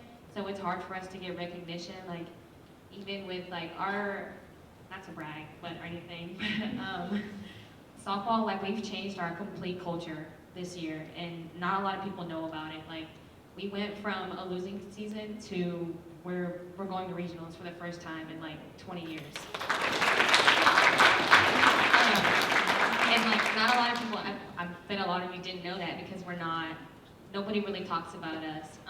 So just making it easier to get access to us over there, and just supporting us through our downs and our ups. I believe that academia is one of the most dysfunctional animals I've ever had the pleasure of meeting. Listen here, second only to hospital and churches. That is my, somebody said there was a survey that said that faculty said that they have the highest job satisfaction going. Isn't that amazing? There's something with that that's a little bit internally contradictory. My BFF wrote a book. We did the research on the book of how students of color experience college. This is my wish. He said he was so sad when he finished reading, going over the interviews, and what the students of color were saying, man, I'm so glad I made it up out of here. I didn't think I would. And when he listened to white students, they would say, oh, that was wonderful. They had a great time. And so I wish that when students leave, that they had the same kind of experience, a life-altering, a wonderful, to look back and say, I really, really, really enjoyed that. I was at actually I was a National Home Scholarship. I was at a meeting and we had a speaker who was the keynote speaker for AACTE. My boss is sitting there. Okay, I'm gonna be cool. I'm gonna say anything. The American Association for Colleges of Teacher Education. And he said, oh, what is this thing you folks are talking about, social capital? Y'all heard the word social capital? He said, and I think that Calvin kind of alluded to that. He said, social capital does not hold a candle to economic and political capital. Okay, that's a little deep. But some of your thinking as we go forward, you see. And that goes back also, I think, to how people of color, let me just say this. There was a story that of an African-American guy who, in the country years ago, who was buying ice. And he passed by this African-American fellow who was selling ice. His ice was clean and it was cheap, and he went right over to the white guy whose ice was dirty and nasty and more expensive. And somebody said, well, why did you buy his ice? He said his ice was cold. Okay, feminists call that conscience raising. We call it that in the Black movement too. So part of that deal, we have to raise the consciousness of people, right? Before we can change the mindset. Thank you. We have 3 written questions left. We're going to quickly get through those so that we can open up the floor if anyone has further questions before we get to our last activity for the series. The question is, what steps do you think TTU really needs to take to truly change its culture and attract and hire a more diverse faculty and staff? I think the first thing people said was a critical mass. That's the term they use. You need more people who look like you. But you also need to have people who are truly committed to change. You know, all the research say you don't have to be of color to teach people of color. That's a fact. You just have to be able to change your mindset to be available. Does that make sense? So just because you hire somebody who look like me, doesn't necessarily mean that they have the same values. And so this is a real change to not just having a critical mass. There was a group of white young men out of Berkeley, and they called themselves White Male Students for Diversity. We need more of that. Everybody joining hands. And then last, Dr. King said, he said, I never would have gotten as far as I got if I'd have waited on the masses, because the masses were busy surviving. So you're going to have to bring people with energy and resources to make this change. I think it also goes back to who's in the positions to be hiring and how are we creating equitable hiring practices. And so that is also some things that we've been doing. We actually brought in a group to train faculty chairs to be to think about how we're marketing, recruiting, and hiring across the institution. And so more of that needs to be done even with our staff, because all the way down to the student level, I've had a lot of students that have talked about not getting hired for positions. And again, we have to think who's doing the hiring and how educated are they, and creating a diverse applicant pool. One thing on that, you mentioned the staff. A lot of like the diversity training that I know of is for like faculty members and people who work directly with students. But there could be cultural like awareness of the people who are janitors or parking services or things like that, because they also interact with the student and they can have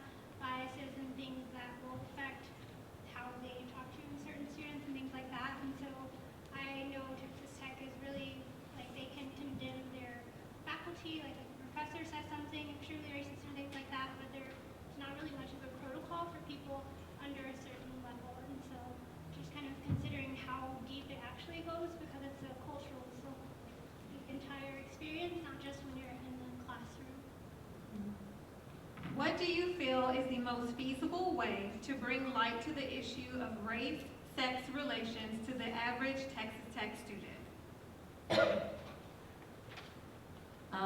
To me, I feel like just talking about it and bringing awareness,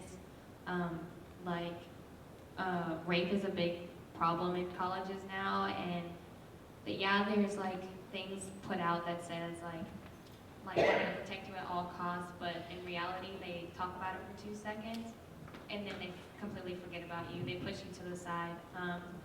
And so just continuing to bring light to it, keep talking about it until something is actually done that like makes a change. I feel like that's when things will start to actually move forward. Not just here too. A lot of campuses is like that too.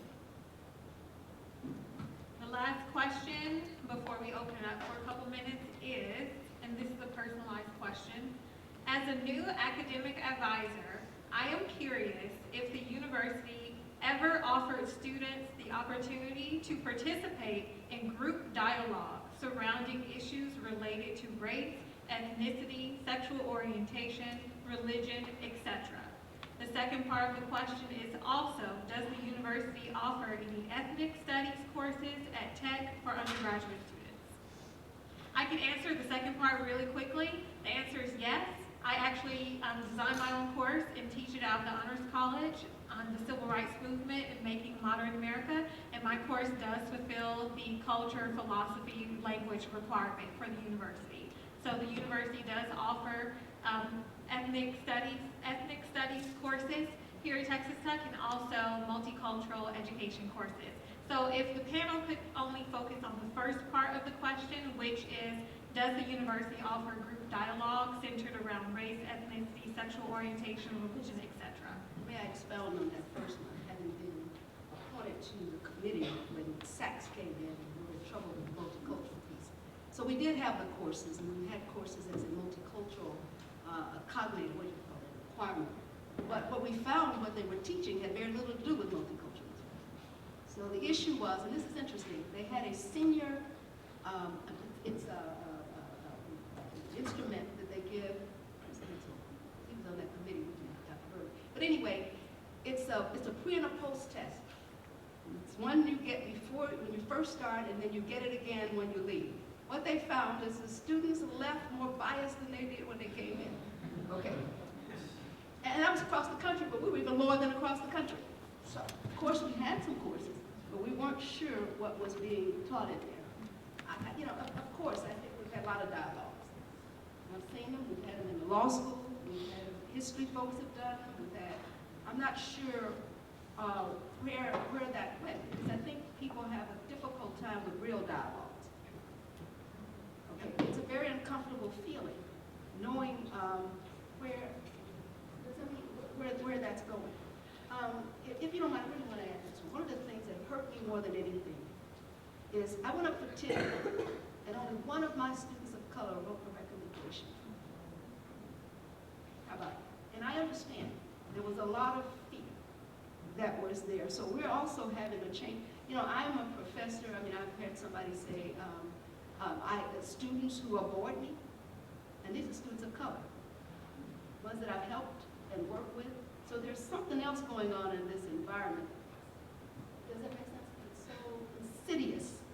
As I say, I've had students that I was sharing, and they would add white people to it. And I'm fighting really hard, thinking, where did this mindset come from? What is the mind, this subliminal, I don't know what you call it, kind of mindset to make you think I don't know what I'm talking about. And this is the last thing I had somebody say to me. Somebody told me not to have Dr. Marbley do, she's doing a quantitative because she doesn't understand statistics. I told her I spent 5 years going to medical school. I have a minor in everything, French, math, English, everything. I had 2 or 3 stats for all of that. I have a master's in assessment and testing and a PhD level. I had 15 classes. What would make you think that I don't understand statistics? Does that make sense? But yet somehow, and they believe it. Anyway, that's my Yeah, I mean, at the law school, I know we have been intentional. I've chaired the diversity committee for quite a few years, and we've had dialogues. We had town talks, and what was interesting to me, and I still find this interesting, even as the diversity chair, you know, we have the same groups of people come to these, and the people that really need to be there don't show up. And so, so we can have these dialogues, we can have town talks, but we're not getting to the real talks. And as I teach it, I do roundtables in my race and racism class, but they're self-selective, right? So the people that really need to be there don't show up. And we've had, oftentimes we've had people want to, you know, when we had a male white dean of students, they would go to him with questions, but they were afraid to come bring that at the town talk. So, and they would say, you know, they're not going to ask those questions in public. And so we need to get, we're having those dialogues, and I always say in my race and racism class, you're having the dialogues. It may be in your own little small groups behind closed door, but you're having the dialogues. We just need all to come together and have the dialogues. And so that's really part of my issue, is that, you know, we don't have rich discussions because we don't know how to deal with it. We don't know how it's going to be received, and it's just always say it's just not PC anymore. And everybody wants to be PC, but then, you know, things that are not PC are coming out. At this time, I'm going to open up the floor for about 2 minutes. So please do keep your question very succinct. Please do not tell a narrative, just get to your question. And I do say that with love. And please do answer in about 20 to 30 seconds, okay? If you can do that. One question here. Thanks. So I have 2 things. Classical Modern Languages and Literatures does also offer courses that do address race, and also I think that the medical school just stopped considering race in its admissions, and I was wondering if you could comment on that. I didn't read the whole story, but I was interested in that. Okay, yeah, we definitely talked about that in my feminism class this semester. For those of you who don't know, Texas Tech, one of their, I think it's a medical school possibly, they erased color, like acknowledging color in their admission process. So it stems to that larger cultural picture of the color blindness. People thinking that color doesn't matter, people saying that it won't matter, it won't make a big difference. I think it's very big, huge step back for Texas Tech. We've come really far and made a lot of progress, but that, like, it really upsets me personally because that was the only way that a lot of people of color were getting into it because of their color. But it goes back to that colorblind thinking of we can just do this, and so it's really harmful, I think, in my opinion. I think someone said that law had been on books for quite a while, so it wasn't new. And so I think it was a matter of that. I was teaching faculty School of Medicine for over 10 years, teaching their cultural competencies. And one of the things in understanding medicine or anything else, especially when you're looking at people with different cultural backgrounds, a lot of people are dying, or at least not because people don't acknowledge that there are racial, we're using the word racial here, or physiological differences among people of different ethnic groups that need to be addressed in medicine. Does that make sense? And so, you know, they're struggling with some other stuff too. But I'm not really, most of the time, our institution is a state institution. Most of the rules come from the state government, not from the institution. Does anyone else have a question? We have time for just one more.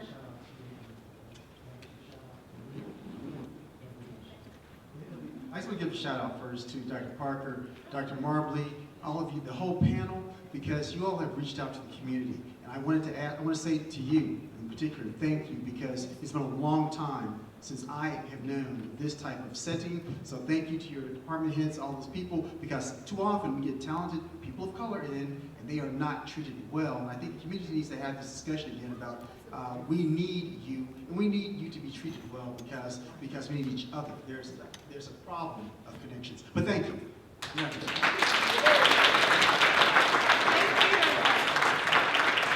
I was not expecting that at all. I do thank you, and I do agree. There are systemic issues with people's underlying racism and inclusive biases that really need to be addressed.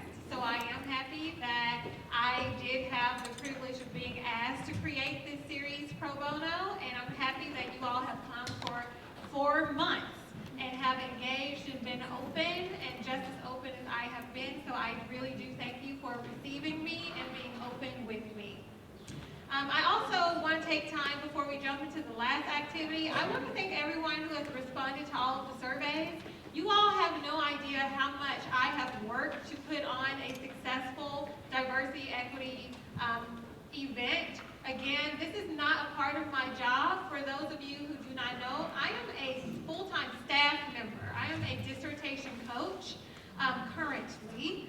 And I was asked to create a series on race and racism because my research expertise is rooted in race, racism, and constitutional law and civil rights. So this series is my brainchild. I do thank you for responding to every survey. I tailored different workshops going forth after receiving feedback. Some people said we need to have equal time for activities just as much as people talk. We need to have more engagement, less activities.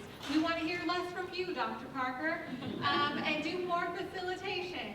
And I listened to everything. My intention was to only facilitate the first event. I asked people to facilitate the rest. Some people counseled on me at the last minute, so I had to jump in and be a panelist while attempting to facilitate. So I just thank you for working with me and being amendable.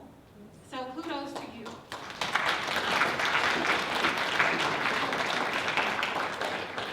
For the last event activity, personal and professional development activity, we're going to start where we began. And the reason for doing this is I want you all to see in the room physical differences between us, but also I want you all to reflect on the last 4 months. If you have been a ride or die with me from February to now, thank you. And if you are just coming today, thank you. But I want you to really reflect on differences between people because no two people, whether they look alike or not, live the same experience. I don't have the same experience as my siblings, and we come from a nuclear family, grew up together, but none of us live in the same state, nearly. And I just moved back to Texas 3 years ago, and so now I live in the same state as my family, but I definitely don't have the same life path as everyone else in my family. So I do want you to be open and reflect on how much you have personally grown, how much you can take these skills into your professional setting. Or if you are retired, because my retired community has been here since February. Thank you all. If you are retired, I want you to think about how you can go back into your spaces with the things you have learned, how much you have grown and evolved. So we're going to jump into our last activity, and if anyone has any parting words for the culmination of this series, feel free to express that after this activity. For those of you who don't know, our first activity in February was a privilege walk. This activity is called Crossing the Line. Because there are so many people in the room, such a great turnout, we will not be physically walking a line because space does not permit. What we will do is stand up and sit down if something does not apply to us, and we will take time to look across the room to see differences between us and also to recognize commonalities. Does everyone understand? So what I'm going to do is I'm going to pose the statement, and if it applies to you, please stand up. If it does not, please remain seated. What I want you to think about, number one, is privilege. Everyone has privilege. Everyone. White privilege is a term because whiteness is social currency, but every single person has privilege. And we have to recognize and acknowledge that, and we need to lean into discomfort because in discomfort is where growth happens. That's where the magic happens. So please stand up, be honest with yourself, and please remain seated if it does not apply to you. I have visited another country. And please do not speak. My hand is up because I have no chair, so I'm going to raise my hand when something applies to me because I am participating. You may sit down. I identify as female.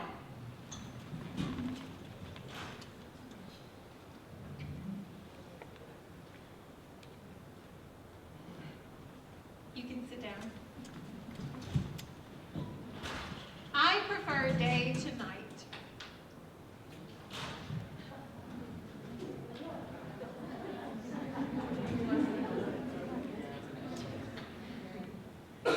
You can sit down. I have never flown on an airplane.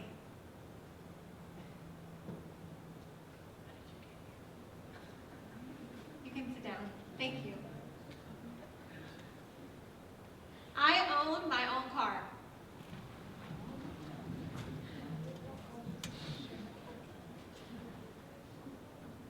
You can sit down.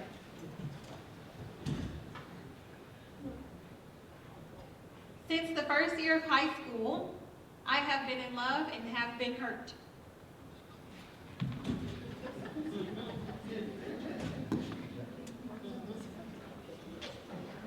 You can sit down.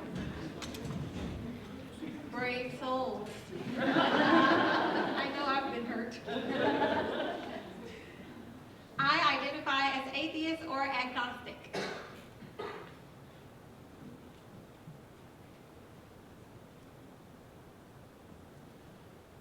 You can sit down. I identify as Jewish.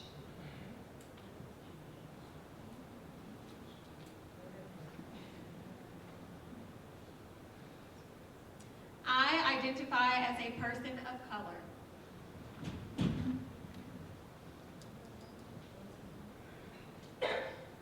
You can sit down.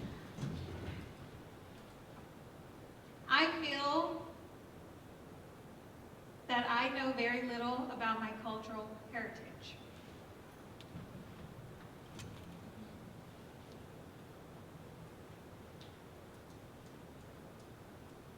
You can sit down. Thank you. I describe my family as blue collar or working class.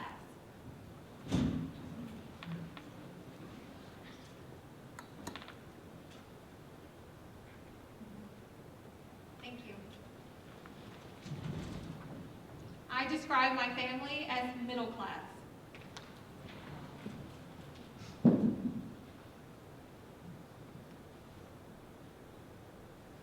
Thank you.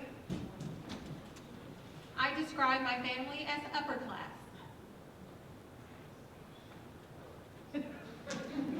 Don't be afraid, we don't hate upper class people here.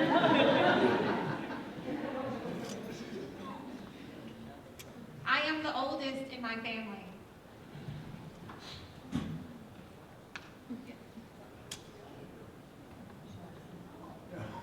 Thank you.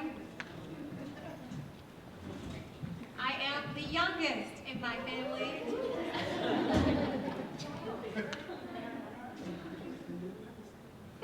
Thank you. I am the only child.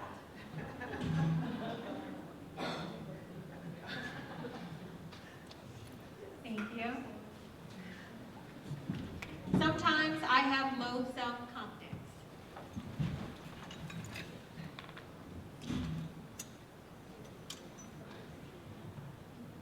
Thank you. Sometimes I feel lonely.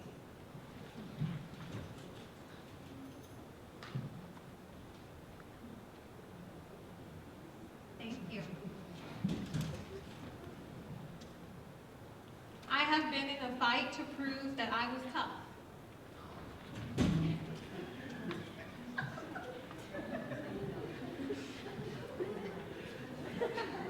Thank you. I have received a 3.5 GPA or higher.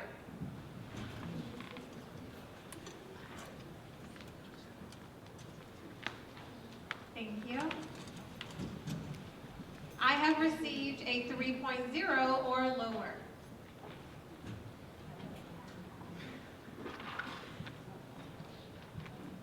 Thank you. I identify as a Democrat.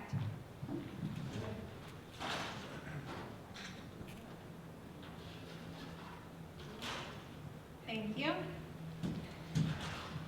I identify as a Republican.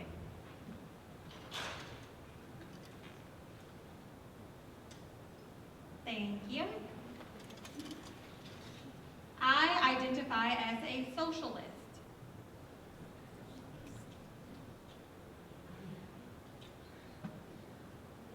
Thank you. I was adopted.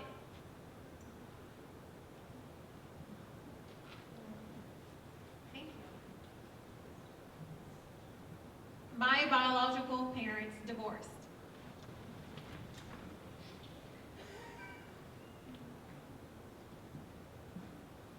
Thank you. If you have had one or more parents pass away, please stand.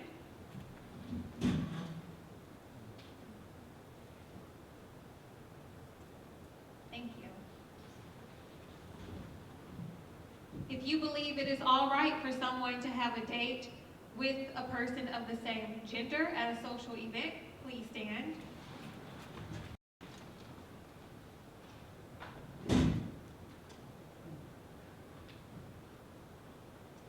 Thank you. If you have a family member who is gay, lesbian, bisexual, transgender, queer, asexual, anywhere on the spectrum.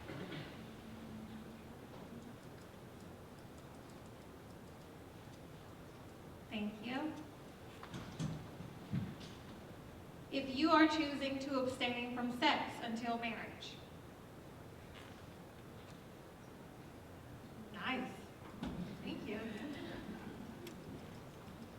If you have experienced the effects of alcoholism in your family.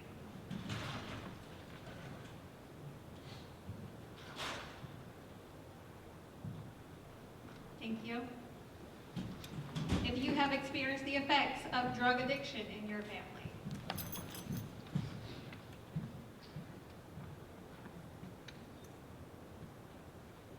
Thank you. If you have a friend or relative who has attempted to commit suicide.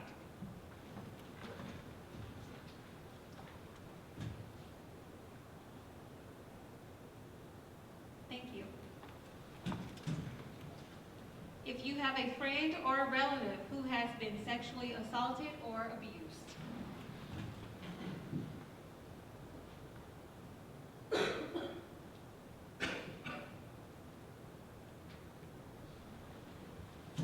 And if you have not yet stood up.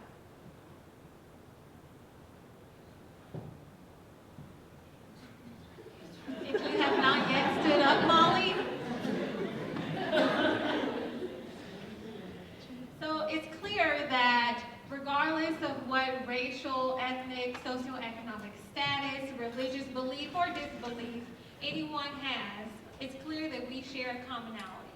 The purpose for this series, the entire series, was to uncover some of the commonalities by discussing very hard topics. And we did that. Some people left very upset, and some people cried leaving because things really resonated with them.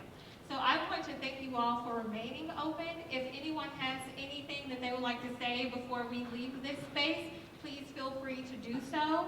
My last note is that you will receive a post-event survey this evening in about an hour. Please do fill that out. I read every comment. That's the only way I can get better as a facilitator doing DEI work.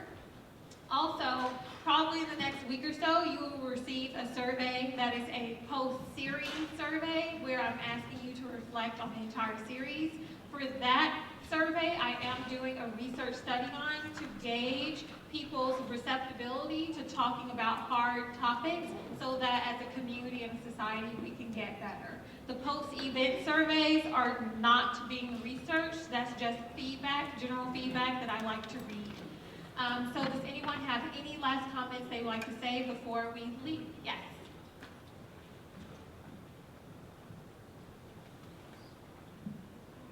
I'd like to thank Dr. Parker and all the participants in these 4 events. They're very much appreciated, and I hope there can be some way we can carry this forward into the next academic year. Thank you. Thank you very much. Anyone else? Okay, I want to thank you for coming today. Thank you for being open, and thank you for being receptive. Hopefully with those action step questions that you all submitted, something will be done so that we can improve campus and life in Lubbock. Thank you very much.